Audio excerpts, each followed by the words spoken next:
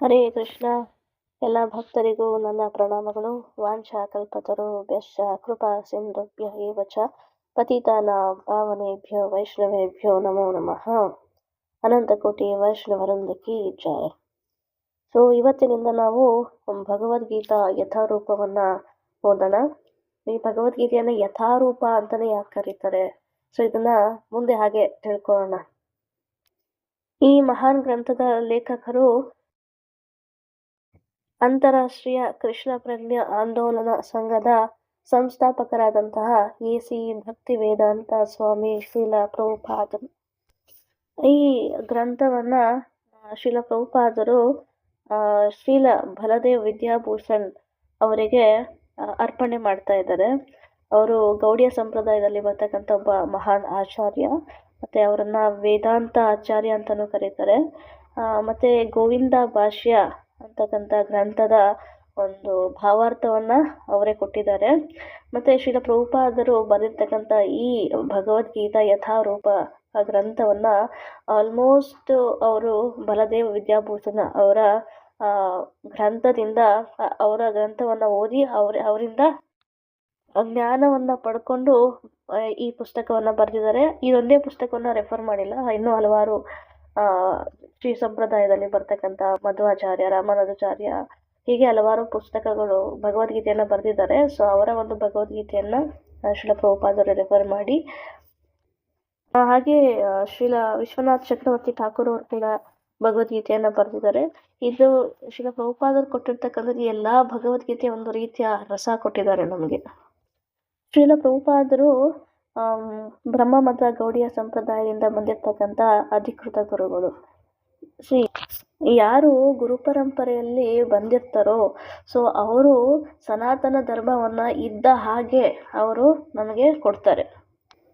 ಅಂದ್ರೆ ಯಾವುದೇ ರೀತಿ ಬದಲಾವಣೆಗಳನ್ನ ಮಾಡದೆ ತನ್ನ ಗುರುಗಳಿಂದ, ಗುರು ಪರಂಪರೆಯಿಂದ ಯಾವ ಜ್ಞಾನ ಬಂದಿದೆಯೋ ಆ ಜ್ಞಾನವನ್ನ ಇದ್ದ ಹಾಗೆ ಅವರು ಮುಂದಿನ ಪರಿವಾರಕ್ಕೆ ಅಥವಾ ಮುಂದಿನ ಪೀಳಿಗೆಗೆ ಗ್ರಂಥಗಳ ರೂಪದಲ್ಲಿ ಕೊಡ್ತಾರೆ.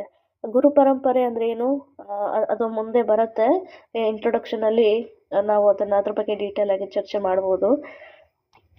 ಬಟ್ ಯಾರು ಗುರು ಪರಂಪರೆಯಲ್ಲಿ ಬಂದಿರೋದಿಲ್ವೋ ಸೊ ಅವರು ಏನಪ್ಪಾ ಅಂದ್ರೆ ತಮ್ಗೆ ಏನು ಮನಸ್ಸಿಗೆ ಬರುತ್ತೋ ಅಥವಾ ತಮ್ಮ ಏನು ಯೋಚನೆ ಬರುತ್ತೋ ಆ ಯೋಚನೆಯನ್ನ ಅವರು ಬರೀತಾರೆ ಭಗವದ್ಗೀತೆಯ ಮೇಲೆ. ಏಕೆಂದ್ರೆ ಅವರು ಜ್ಞಾನವನ್ನ ಸನಾತನ ಧರ್ಮದಿಂದ ಅವರು ಸ್ವೀಕಾರ ಮಾಡ್ತಾ ಇಲ್ಲ. ತಮ್ಗೆ ಏನೇನು ಯೋಚನೆ ಬರ್ತಾ ಇದೆಯೋ ಆ ರೀತಿಯಲ್ಲಿ ಅವರು ಬರೀತಾರೆ. ಕೆಲವರು ರಾಜಕೀಯ ವ್ಯಕ್ತಿಗಳು ಬರೀತಾರೆ. ರಾಜಕೀಯ ವ್ಯಕ್ತಿಗಳು ಒಳ್ಳೆಯವರು ಇರ್ತಾರೆ, ಮೇ ಬಿ ಬೈ ನೇಚರ್ ಅವರು ಒಳ್ಳೆಯವರೇ ಇರ್ಬೋದು, ಬಟ್ ಭಕ್ತರಲ್ಲ. ಅವರು ರಾಜಕೀಯ ಮಾಡೋದಕ್ಕಷ್ಟೇ ತುಂಬಾ ಚೆನ್ನಾಗಿ ಮಾಡ್ಕೊಂಡು ಹೋಗ್ತಾರೆ, ಬಟ್ ಅವರು ಭಕ್ತರಲ್ಲ. ಕೃಷ್ಣನ ಬಗ್ಗೆ ಏನ್ ಗೊತ್ತಿದೆ? ಇವಾಗ ನಮ್ಮ ಮನೆಯಲ್ಲಿ ನಮ್ಮ ಮನೆಯ ಹೆಡ್ ಏನಿರ್ತಾರೋ, ನಮ್ಮ ತಂದೆನೋ ಅಥವಾ ಯಾರು ಇರ್ತಾರೋ ಮನೆಯಲ್ಲಿ, ಅವ್ರ ಬಗ್ಗೆ ಅವ್ರ ಮನೆಯವ್ರಿಗೆ ಮಾತ್ರ ಚೆನ್ನಾಗಿ ಗೊತ್ತಿದೆ. ಪಕ್ಕದ ಮನೆಯವ್ರಿಗೆ ಅಷ್ಟು ಸ್ವಲ್ಪ ಗೊತ್ತಿರುತ್ತೆ, ಅಷ್ಟು ಡೀಟೇಲ್ ಆಗಿ ಗೊತ್ತಿರೋದಿಲ್ಲ. ಸೊ ಹೀಗೆ ಏನೋ ಒಂಚೂರು ಗೊತ್ತಿದೆ ಸೊ ಅಂಥೇಳಿ ಏನಾದ್ರೂ ಆಲೋಚನೆ, ಏನೇನು ಯೋಚನೆ ಬರುತ್ತೋ ಅದನ್ನ ಬರ್ಕೊಂಡು ಹೋಗೋದು, ಇದು ಸರಿ ಇಲ್ಲ. ಅಂದ್ರೆ ಗುರು ಪರಂಪರೆಯಿಂದ ಬಂದಿರ್ತಕ್ಕಂಥ ಒಬ್ಬ ಅಧಿಕೃತ ಗುರು ಮಾತ್ರ ಒರಿಜಿನಲ್ ನಾಲೆಡ್ಜ್ ಅನ್ನ ನಮಗೆ ಕೊಡೋದಕ್ಕೆ ಸಾಧ್ಯ. ಎಲ್ಲೋ ಒಂದು ಟಿವಿ ಸೀರಿಯಲ್ ನಲ್ಲಿ ನೋಡೋದು, ತಿಳ್ಕೊಳ್ಳೋದು, ಅಥವಾ ಯಾರ ಹತ್ರನೋ ಕಾಗಕ್ಕಾಗೋ ಪಕ್ಕ ಕತೆ ತಿಳ್ಕೊಳ್ಳೋದು, ಅದನ್ನ ಭಗವದ್ಗೀತೆ ರೀತಿನಲ್ಲಿ ಅವ್ರದೇ ಆದಂತ ಕಮೆಂಟ್ರಿ ಕೊಡೋದು, ಬರೆಯೋದು. ಸೊ ಈ ರೀತಿ ಪುಸ್ತಕಗಳನ್ನ ನಾವು ಓದಬಾರ್ದು. ಫಸ್ಟ್ ನಾವು ಒಂದು ಗ್ರಂಥವನ್ನ ಓದ್ತಾ ಇದ್ದೀವಿ ಅಂತಂದ್ರೆ ಅದರ ಲೇಖಕರ ಬಗ್ಗೆ ನಾವು ಫಸ್ಟ್ ತಿಳ್ಕೊಬೇಕು, ಅವರು ಯಾರು ಅಂತ.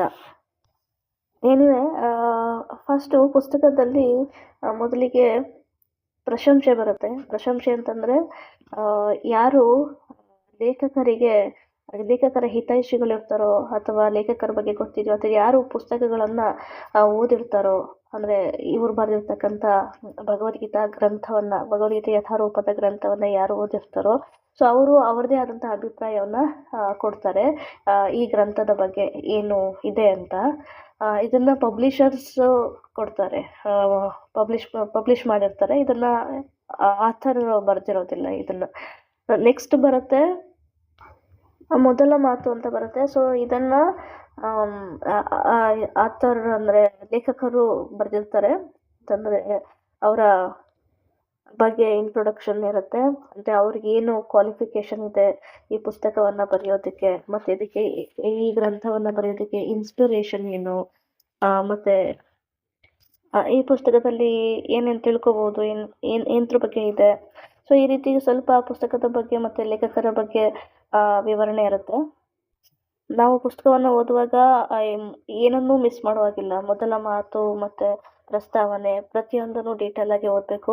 ಕೆಲವರು ಇದೆಲ್ಲ ಏನೂ ಪ್ರಯೋಜನ ಇಲ್ಲ, ಡೈರೆಕ್ಟ್ ಫಸ್ಟ್ ಚಾಪ್ಟರ್ ಹೋಗೋಣ ಅಂತೇಳಿ ಇದೆಲ್ಲ ಸ್ಕಿಪ್ ಮಾಡ್ತಾರೆ. ಸೊ ಆ ರೀತಿ ಮಾಡೋದ್ರಿಂದ ಇದು ಒಂದು ರೀತಿಯಲ್ಲಿ ಲಾಸ್ ಅಂತ ಹೇಳ್ಬೋದು. ಯಾಕೆಂದರೆ ಆಲ್ಮೋಸ್ಟ್ ನಮಗೆ ಪ್ರಸ್ತಾವನೆಯಲ್ಲಿ ಹಲವಾರು ವಿಚಾರಗಳು ತಿಳ್ಕೊಬೋದು. ಮೇಯ್ನಾಗಿ ಗುರು ಪರಂಪರೆಯ ಬಗ್ಗೆ ತಿಳ್ಕೊಬೋದು. ನಾವು ಯಾವಾಗ ಗುರು ಪರಂಪರೆಯ ಬಗ್ಗೆ ತಿಳ್ಕೊತೀವೋ ಆವಾಗ ನಮಗೆ ಜಾಸ್ತಿ ದೃಢ ವಿಶ್ವಾಸ ಬರುತ್ತೆ ಈ ಗ್ರಂಥವನ್ನು ಓದೋದಕ್ಕೆ. ಎನಿವೆ ನಾವು ಓದೋದಕ್ಕೆ ಸ್ಟಾರ್ಟ್ ಮಾಡೋಣ. ಅದಕ್ಕಿಂತ ಮುಂಚೆ ನಾವು ಗುರುಗಳಲ್ಲಿ ಪ್ರಾರ್ಥನೆಯನ್ನು ಮಾಡೋಣ. ಈ ಪ್ರಾರ್ಥನೆ ಕೂಡ ಪ್ರಸ್ತಾವನೆಯಲ್ಲಿ ನೋಡ್ಬೋದು. ಇದರ ಅರ್ಥ ಏನು, ಇದನ್ನ ಯಾಕೆ ಹೇಳಬೇಕು ಅನ್ನೋದು ಪ್ರಸ್ತಾವನೆಯಲ್ಲಿ ಸಿಗುತ್ತೆ. ಯಾಕಂದರೆ ಗುರುಗಳ ಒಂದು ಆಶೀರ್ವಾದ ಇಲ್ಲದೆ ನಾವು ಇಂಥ ಒಂದು ಮಹಾನ್ ಗ್ರಂಥವನ್ನು ಅರ್ಥ ಮಾಡ್ಕೊಳ್ಳೋದಕ್ಕೆ ಸಾಧ್ಯ ಇಲ್ಲ. ಸೊ ಹಾಗಾಗಿ ಪ್ರೇಯರ್ಸನ್ನು ಮಾಡೋಣ. ಪ್ರತಿ ಸಲ ನಾವು ಭಗವದ್ಗೀತೆಯನ್ನು ಓದೋದಕ್ಕೆ ಶುರು ಮಾಡೋದಕ್ಕಿಂತ ಮುಂಚೆ ಮೊದಲು ಗುರುಗಳಿಗೆ ಈ ಪ್ರೇಯರ್ಸನ್ನು ಮಾಡಬೇಕು. ಇಂಟ್ರೊಡಕ್ಷನಲ್ಲಿ ಬರುತ್ತೆ ಈ ಪ್ರೇಯರ್ಸು. ಸೊ ಈ ಪ್ರೇಯರ್ಸನ್ನು ನಾವು ಪ್ರತಿದಿನ ಮಾಡಬೇಕು. ಇದಾದಮೇಲೆ ಭಗವದ್ಗೀತೆಯ ಶ್ಲೋಕಗಳಿಗೆ ಹೋಗಬೇಕು. ಆವಾಗಲೇ ನಾವು ಸ್ವಲ್ಪ ಭಗವದ್ಗೀತೆಯ ಬಗ್ಗೆ ನಾವು ಶ್ಲೋಕಗಳು ಅಥವಾ ಅದರ ಅರ್ಥ ಏನು ಅಂತ ಅರ್ಥ ಮಾಡ್ಕೊಳ್ಳೋದಕ್ಕೆ ಸಾಧ್ಯ ಆಗುತ್ತೆ. ಇಲ್ದಿದ್ರೆ ನಾವು ಗುರುಗಳ ಆಶೀರ್ವಾದ ಇಲ್ಲ ಅಂತಂದರೆ ಜಸ್ಟ್ ನೀವು ನಾರ್ಮಲ್ ಪುಸ್ತಕ ಓದ್ಕೊಂಡು ಹೋದಂಗೆ ಆಗುತ್ತೆ. ಓಕೆ. ಓಂ ಅಜ್ಞಾನಾತಿಮಿರಾಂಧಸ್ಯ ಜ್ಞಾನಾಂಜನಶಲಾಕಯ ಚಕ್ಷುರುನ್ಮಿಲಿತಂ ಯೇನ ತಸ್ಮೈ ಶ್ರೀ ಗುರವೇ ನಮಃ. ಶ್ರೀ ಚೈತನ್ಯ ಮನೋಭೀಷ್ಟಂ ಸ್ಥಾಪಿತಂ ಯೇನ ಭೂತಲೆ ಸ್ವಯಂ ರೂಪ ತದಾ ಮಹ್ಯಂ ದದಾತಿ ಸ್ವಪದಾಂತಿಕಂ. ವಂದೇಹಂ ಶ್ರೀಗುರೋ ಶ್ರೀಯುತಾಪದಕಮಲಂ ಶ್ರೀಗುರೋ ವೈಷ್ಣವಾಂಶ ಶ್ರೀರೂಪಂ ಸಾಗರಜಾತಂ ಸಹಗಣ ರಘುನಾಥಾನ್ವಿತಂ तं ಸಜೀವಂ ಸಾದ್ವೈತಂ ಸಾವಧೂತಂ ಪರಿಜನಸಹಿತಂ ಕೃಷ್ಣಚೈತನ್ಯದೇವಂ ಶ್ರೀರಾಧಾಕೃಷ್ಣಪಾದಂ ಸಹಗಣ ಲಲಿತಾ ಶ್ರೀವಿಶಾಖಾನ್ವಿತಂ ಶ. ಹೇ ಕೃಷ್ಣ ಕರುಣಾ ಸಿಂಧೋ ದೀನಬಂಧೋ ಜಗತ್ಪತೆ ಗೋಪೇಶ ಗೋಪಿಕಾಕಾಂತ ರಾಧಾಕಾಂತ ನಮೋಸ್ತುತೆ. ತಪ್ತ ಕಾಂಚನ ಗೌರಾಂಗಿ ರಾಧೆ ಶ್ರೀವೃಂದಾವನೇಶ್ವರಿ ವೃಷಭಾನುಸುತೆ ದೇವಿ ಪ್ರಣಮಾಮಿ ಹರಿಪ್ರಿಯೆ. ವಾಂಛಾಕಲ್ಪತರುಭ್ಯಶ್ಚ ಕೃಪಾ ಸಿಂಧುಭ್ಯ ಏವ ಚ ಪತಿತಾನಾಂ ಪಾವನೇಭ್ಯೋ ವೈಷ್ಣವೇಭ್ಯೋ ನಮೋ ನಮಃ. ಜಯ ಶ್ರೀ ಕೃಷ್ಣ ಚೈತನ್ಯ ಪ್ರಭು ನಿತ್ಯಾನಂದ ಶ್ರೀ ಅದ್ವೈತ ಗದಾಧರ ಶ್ರೀವಾಸಾದಿ ಗೌರಭಕ್ತವೃಂದ. ಹರೇ ಕೃಷ್ಣ ಕೃಷ್ಣ ಕೃಷ್ಣ ಹರೇ ಹರೇ, ಹರೇ ರಾಮ ರಾಮ ರಾಮ ಹರೇ ಹರೇ. ಶ್ರೀಲ ಪ್ರಭುಪಾದಕ್ಕೆ ಜಯ. ನಾವು ಸಂಸ್ಕೃತ ಈ ಶ್ಲೋಕಗಳನ್ನು ಹೇಳಬೇಕಾದ್ರೆ ಕೆಲವೊಂದ್ಸಲ ತಪ್ಪಾಗ್ಬೋದು, ಒತ್ತು ದೀರ್ಘ ಎಲ್ಲ ಸ್ವಲ್ಪ ಮಿಸ್ ಆಗ್ಬೋದು. ಸೊ ಅದರಿಂದ ಏನು ನಿರಾಶರಾಗತಕ್ಕಂಥ ಅವಶ್ಯಕತೆ ಇಲ್ಲ. ಅದರಿಂದ ಯಾವುದೇ ರೀತಿಯ ಅಪರಾಧ ಕೂಡ ಬರುವುದಿಲ್ಲ. ದಯವಿಟ್ಟು ಕಂಟಿನ್ಯೂ ಮಾಡಿ. ಮತ್ತು ಆಡಿಯೋ ಎಲ್ಲ ಸಿಗುತ್ತೆ ಯೂಟ್ಯೂಬಲ್ಲಿ, ಅದು ಕೂಡ ನೀವು ಚೆಕ್ ಮಾಡ್ಕೊಂಡು ಅದ್ರ ಜೊತೆಗೆ ಓದ್ಬೋದು. ಮೊದಲ ಮಾತು. ಭಗವದ್ಗೀತಾ ಯಥಾರೂಪವನ್ನು ಮೊದಲು ನಾನು ಅದು ಇಲ್ಲಿ ಕಾಣುವ ರೂಪದಲ್ಲಿ ಬರೆದೆ. ಆದರೆ ದುರದೃಷ್ಟದಿಂದ ಪುಸ್ತಕವು ಮೊದಲು ಪ್ರಕಟವಾದಾಗ ಮೂಲ ಹಸ್ತ ಪ್ರತಿಯನ್ನು 400ಕ್ಕಿಂತಲೂ ಕಡಿಮೆ ಪುಟಗಳಿಗೆ ಇಳಿಸಲಾಯಿತು. ಚಿತ್ರಗಳಿರಲಿಲ್ಲ ಮತ್ತು ಶ್ರೀಮದ್ ಭಗವದ್ಗೀತೆಯ ಬಹುಪಾಲು ಮೂಲ ಶ್ಲೋಕಗಳಿಗೆ ವಿವರಣೆ ಇರಲಿಲ್ಲ. ಶ್ರೀಮದ್ ಭಾಗವತಂ ಶ್ರೀ ಈಶೋಪನಿಷತ್ ಮೊದಲಾದ ನನ್ನ ಇತರ ಪುಸ್ತಕಗಳಲ್ಲಿ ಅನುಸರಿಸಿರುವ ಈ ರೀತಿ ಇದು. ಮೊದಲು ಮೂಲ ಶ್ಲೋಕವನ್ನು ಕೊಟ್ಟಿದ್ದೇನೆ, ಅನಂತರ ಅದರ ಇಂಗ್ಲಿಷ್ ಲಿಪ್ಯಂತರ, ಸಂಸ್ಕೃತ ಇಂಗ್ಲಿಷ್ ಪ್ರತಿಪದಾರ್ಥ, ಅನುವಾದಗಳು ಮತ್ತು ಭಾವಾರ್ಥಗಳು. ಇದು ಪುಸ್ತಕವನ್ನು ಬಹು ಅಧಿಕಾರಯುತವನ್ನಾಗಿ ಮತ್ತು ವಿದ್ವತ್ಪೂರ್ಣವನ್ನಾಗಿ ಮಾಡುತ್ತದೆ ಮತ್ತು ಅರ್ಥವು ಸ್ವಯಂ ವೇದ್ಯವಾಗುತ್ತದೆ. ಆದುದರಿಂದ ನನ್ನ ಮೂಲ ಹಸ್ತಪ್ರತಿಯ ಗಾತ್ರವನ್ನು ಕಡಿಮೆ ಮಾಡಬೇಕಾಗಿ ಬಂದಾಗ ನನಗೆ ಅಷ್ಟೇನು ಸಂತೋಷವಾಗಲಿಲ್ಲ. ಆದರೆ ಅನಂತರ ಭಗವದ್ಗೀತಾ ಯಥಾರೂಪಕ್ಕೆ ಬೇಡಿಕೆಯು ಬಹುವಾಗಿ ಹೆಚ್ಚಾದಾಗ ಪುಸ್ತಕವನ್ನು ಅದರ ಮೂಲ ರೂಪದಲ್ಲಿ ಪ್ರಕಟಿಸಬೇಕೆಂದು ಬಹುಮಂದಿ ವಿದ್ವಾಂಸರು ಭಕ್ತರು ನನ್ನನ್ನು ಪ್ರಾರ್ಥಿಸಿದರು. ಆದುದರಿಂದ ಈ ಮಹಾನ್ ಜ್ಞಾನಗ್ರಂಥವನ್ನು ಪರಂಪರೆಗೆ ಅನುಗುಣವಾದ ವಿವರಣೆಯೊಂದಿಗೆ ಈ ಮೂಲ ಹಸ್ತ ಪ್ರತಿಯಲ್ಲಿದ್ದಂತೆ ಓದುಗರ ಮುಂದಿಡುವ ಪ್ರಯತ್ನವಾಗಿದೆ ಇದು. ಕೃಷ್ಣ ಪ್ರಜ್ಞೆಯ ಆಂದೋಲನವನ್ನು ಇನ್ನೂ ಭದ್ರವಾಗಿ ಪ್ರಗತಿಪೂರ್ಣವಾಗಿ ಸ್ಥಾಪಿಸುವುದು ಇದರ ಉದ್ದೇಶ. ಹರೇ ಕೃಷ್ಣ. ಸೊ ಪ್ರಭುಪಾದಲ್ಲಿ ಏನಂತ ಹೇಳ್ತಾರೆ, ಪ್ರಭುಪಾದರು ಫಸ್ಟು ಭಗವದ್ಗೀತೆಯನ್ನ ಬರೆದಿದ್ರು. ಅದನ್ನ ಭಗವದ್ಗೀತಾ ಯಥಾರೂಪ ಅದು ಹೇಗಿದೆಯೋ ಹಾಗೆ ಬರೆದಿದ್ದೆ. ಬಟ್ ಅದೇನಾಯ್ತು, ಆಲ್ಮೋಸ್ಟ್ 400ಕ್ಕಿಂತ ಕಡಿಮೆ ಪುಟಗಳನ್ನ ಇಳಿಸ್ಬೇಕಾಗಿತ್ತು, ಕಡಿಮೆ ಮಾಡಬೇಕಾಗಿತ್ತು ಅಂತ ಇಲ್ಲಿ ಹೇಳ್ತಾ ಇದ್ದಾರೆ. ಇದರಿಂದ ಏನಪ್ಪ ಇದೆ ಅಂತಂದ್ರೆ, ಒಂದ್ಸಲ ಶಿಲ ಪ್ರಭುಪಾದ ಅಮೆರಿಕದಲ್ಲಿ ಇರ್ತಾರೆ. ಅವ್ರ ಹತ್ರ ಭಗವದ್ಗೀತೆಯ ಒಂದು ಮ್ಯಾನ್ಯುವಲ್ ಸ್ಕ್ರಿಪ್ಟ್ ಇರುತ್ತೆ. ಅದನ್ನ ಪಬ್ಲಿಷ್ ಮಾಡೋದಕ್ಕೆ ಬ್ರಹ್ಮಾನಂದ ಪ್ರಭು ಮತ್ತು ಹಯಗ್ರೀವ ಪ್ರಭು ಅವ್ರನ್ನ ಕರೆದು ಅವ್ರ ಹತ್ರ ಕೊಡ್ತಾರೆ. ಹೋಗಿ ಯಾರಿಗಾದ್ರೂ ಪಬ್ಲಿಷರ್ಸ್ಗೆ ರಿಕ್ವೆಸ್ಟ್ ಮಾಡಿ ನಮ್ಮ ಈ ಭಗವದ್ಗೀತೆಯ ಯಥಾರೂಪವನ್ನ ಪಬ್ಲಿಷ್ ಮಾಡೋದಕ್ಕೆ. ಇವರಿಗೆ ತುಂಬಾ ಇದಾಗತ್ತೆ, ಕನ್ಫ್ಯೂಸ್ ಆಗತ್ತೆ. ಇಲ್ಲಿ ಯಾರು ಮಾಡ್ತಾರೆ, ಆ ಟೈಮಲ್ಲಿನೂ ಪ್ರಭುಪಾದರು ಇನ್ನು ಫೇಮಸ್ ಆಗಿರಲಿಲ್ಲ ಅಷ್ಟೊಂದು. ಮತ್ತು ಅಲ್ಲಿ ಫಾರಿನ್ನಲ್ಲಿ ಯಾರು ಅಷ್ಟು ಇಂಟ್ರೆಸ್ಟ್ ತೋರಿಸ್ತಿರ್ಲಿಲ್ಲ ಇಂಡಿಯನ್ ಈ ಒಂದು ಭಗವದ್ಗೀತೆ. ಯಾಕೆಂದರೆ ಆಲ್ಮೋಸ್ಟ್ ಆಲ್ರೆಡಿ ಎಷ್ಟೊಂದು ಭಗವದ್ಗೀತೆಗಳಿದ್ದು. ಸೊ ಹಾಗಾಗಿ ಈ ಪುಸ್ತಕದಲ್ಲಿ ಯಾರು ಪಬ್ಲಿಷ್ ಮಾಡೋದಕ್ಕೆ ಆ್ಯಕ್ಚುಲಾಗಿ ರೆಡಿ ಇರಲಿಲ್ಲ. ಸೊ ಒಂದ್ಸಲ ಕಾಲ್ ಬರುತ್ತೆ ಅವರಿಗೆ, ಬ್ರಹ್ಮಾನಂದ ಪ್ರಭು ಅವರಿಗೆ, ಮ್ಯಾಕ್ ಮೇಲೆ ಅಂತಕ್ಕಂಥ ಒಂದು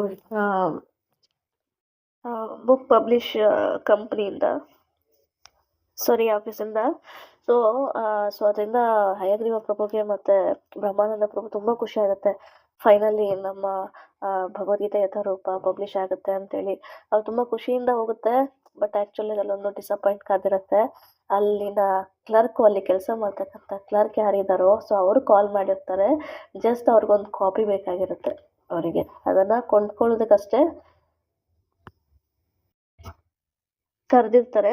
ಸೊ ಅವರಿಗೆ ತುಂಬ ಡಿಸಪಾಯಿಂಟ್ ಆಗುತ್ತೆ. ಸೊ ಕ್ಲರ್ಕ್ ಹತ್ರ ಮಾತಾಡ್ತಾರೆ, ಮತ್ತು ಅವ್ರ ಹತ್ರ ರಿಕ್ವೆಸ್ಟ್ ಮಾಡ್ತಾರೆ, ಇಲ್ಲಿರ್ತಕ್ಕಂಥ ಚೀಫ್ನ ಮೀಟ್ ಮಾಡ್ಬೋದಾ, ನಾವು ಈ ಒಂದು ಪುಸ್ತಕವನ್ನು ನಾವು ಪಬ್ಲಿಷ್ ಮಾಡಬೇಕು ಅಂತ ಅಂದ್ಕೊಂಡಿದ್ದೀವಿ, ಆಗತ್ತಾ ಅಂತ. ಸೊ ಅವ್ರು ಹೇಳ್ತಾರೆ, ಕ್ಲರ್ಕನ್ನು ಸಾಧ್ಯನೇ ಇಲ್ಲ, ಆ್ಯಕ್ಚುಲಾಗಿ 7-8 ದಿನ ಮುಂಚೆನೇ ಇವ್ರ ಹತ್ರ ಅಪಾಯಿಂಟ್ಮೆಂಟ್ ತೊಗೋಬೇಕು, ಅವ್ರನ್ನ ಮೀಟ್ ಮಾಡಬೇಕು ಅಂತಂದರೆ. ಮತ್ತು ನನಗೇನು ಹಾಗಂತ ಅನ್ಸಲ್ಲ, ಇವ್ರಿಗೆ ಇಂಟ್ರೆಸ್ಟ್ ಇದೆ, ತಗೊಳ್ತಾರೆ ಅಂತ. ಸೊ ಆ ಟೈಮಲ್ಲೇ ನೋಡಿ, ಆ ಟೈಮಲ್ಲೇ ಸೇಮ್ ಟೈಮಲ್ಲಿ ಚೀಫ್ ಅವರ ಎಂಟ್ರಿ ಆಗುತ್ತೆ. ಸೊ ಇವ್ರನ್ನ ನೋಡ್ತಾರೆ, ಡಿವೋಟೀಸ್ನ ನೋಡಿ ತಿಲಕೆಲ್ಲ ಹಚ್ಕೊಂಡಿರ್ತಾರೆ. ಅವ್ರು ಕೇಳ್ತಾರೆ, ನೀವು ಯಾವುದಾದ್ರೂ ಸ್ವಾಮೀಜಿಗೆ ಕನೆಕ್ಟ್ ಆಗಿದ್ದೀರಾ, ಏನಿರೋ ತಿಲಕ್ ಅದೆಲ್ಲ ಎನ್ಕ್ವೈರಿ ಮಾಡ್ತಾರೆ. ಸೊ ಅವರು ಹೇಳ್ತಾರೆ, ಬ್ರಹ್ಮಾನಂದ ಪ್ರಭು ಅವ್ರದ್ದು ಭಾರತದಿಂದ ಒಬ್ಬರು ಸ್ವಾಮೀಜಿ ಬಂದಿದ್ದಾರೆ, ಭಕ್ತಿ ವೇದಾಂತ ಶಿಲ ಪ್ರಭುಪಾದವರು. ಸೊ ಅವರನ್ನ ನಾವು ಫಾಲೋ ಮಾಡ್ತೀವಿ ಅಂತ. ಸೊ ಇವರಿಗೆ ಖುಷಿ ಆಗುತ್ತೆ. ಅವ್ರು ಹೇಳ್ತಾರೆ, ಹೌದಾ, ಭಾರತೀಯವ್ರಲ್ಲ, ಆ್ಯಕ್ಚುಲಾಗಿ ನಾವು ಭಗವದ್ಗೀತೆಯ ಒಂದು ನ್ಯೂ ಎಡಿಷನ್ ಯಾರಾದರೂ ಹೊಸದಾಗಿ ಭಗವದ್ಗೀತೆಯನ್ನು ಕೊಡ್ತಾರಾ ಅಂತ ನಾವು ಎದುರು ನೋಡ್ತಾ ಇದ್ದೀವಿ ಅಂತ. ಇವ್ರಿಗೆ ತುಂಬ ಖುಷಿ ಆಗುತ್ತೆ. ಮತ್ತು ಆ ಭಗವದ್ಗೀತೆಯನ್ನು ಕೊಡ್ತಾರೆ. ಸೊ ಅದನ್ನೆಲ್ಲ ಓದ್ತಾರೆ. ಚೀಫ್ ಅವರು ಅದನ್ನೆಲ್ಲ ಓದ್ಬಿಟ್ಟೆಲ್ಲ ನೋಡಿ ಆಮೇಲೆ ಅವ್ರು ಹೇಳ್ತಾರೆ, ನೋಡಿ ಇದು ತುಂಬ ಭಗವದ್ಗೀತೆ ತುಂಬ ದೊಡ್ಡದಿದೆ, ತುಂಬ ದಪ್ಪ ಇದೆ. ಸೊ ಇದನ್ನು ಅಟ್ಲೀಸ್ಟ್ ಕಡಿಮೆ ಮಾಡಿಕೊಡಿ, ಅಟ್ಲೀಸ್ಟ್ ಒಂದು 400 ಪೇಜಸ್ ಆದರೂ ಕಡಿಮೆ ಆಗಬೇಕು, ಆವಾಗ ನಾನು ಪ್ರಿಂಟ್ ಮಾಡೋದಕ್ಕೆ ಸಾಧ್ಯ. ಇಷ್ಟು ದೊಡ್ಡ ಪುಸ್ತಕವನ್ನು ಇಲ್ಲಿ ಯಾರು ಓದ್ತಾರೆ? ಬೇರೆ ಬೇರೆ ಭಗವದ್ಗೀತೆಗಳೆಲ್ಲ ತುಂಬ ಚಿಕ್ಕದಾಗಿದೆ, ನಿಮ್ಮದು ಮಾತ್ರ ಇಷ್ಟು ದೊಡ್ಡದಾಗಿದೆ. ಸೊ ಹಾಗಾಗಿ ಆಲ್ಮೋಸ್ಟ್ 400 ಪೇಜ್ ಏನಿದೆಯೋ ಅದನ್ನು ಕಡಿಮೆ ಮಾಡ್ಕೊಡಕ್ಕೆ ಹೇಳಿ, ಆಮೇಲೆ ನಾನು ಪ್ರಿಂಟ್ ಮಾಡ್ತೀನಿ ಅಂತ ಹೇಳ್ತಾರೆ. ಅದು ಪ್ರಭುಪಾದರಿಗೆ ಇಷ್ಟ ಆಗೋದಿಲ್ಲ. ಬಟ್ ಬೇರೆ ಏನು ಆಪ್ಷನ್ ಇರೋದಿಲ್ಲ. ಸೊ ಹಾಗಾಗಿ ಪ್ರಭುಪಾದರು ಏನು ಮಾಡ್ತಾರೆ, ಅದರಲ್ಲಿ ಇಲ್ಲಿ ಹೇಳಿದ್ದಾರೆ ನೋಡಿ, ಬಹುಪಾಲು ಮೂಲ ಶ್ಲೋಕಗಳಿಗೆ ವಿವರಣೆ ಇಲ್ಲ ಭಗವದ್ಗೀತೆಯ. ಕೆಲವೊಂದು ಮೂಲ ಶ್ಲೋಕಗಳಿಗೆ ವಿವರಣೆ ಇಲ್ಲ ಅಂತಂದ್ರೆ ಅವ್ರು ಮುಂಚೆ ಕೊಟ್ಟಿದ್ರು, ಇವಾಗ ಅವನ್ನೆಲ್ಲ ಕಡಿಮೆ ಮಾಡಬೇಕಾಗಿ ಬಂದಿದೆ.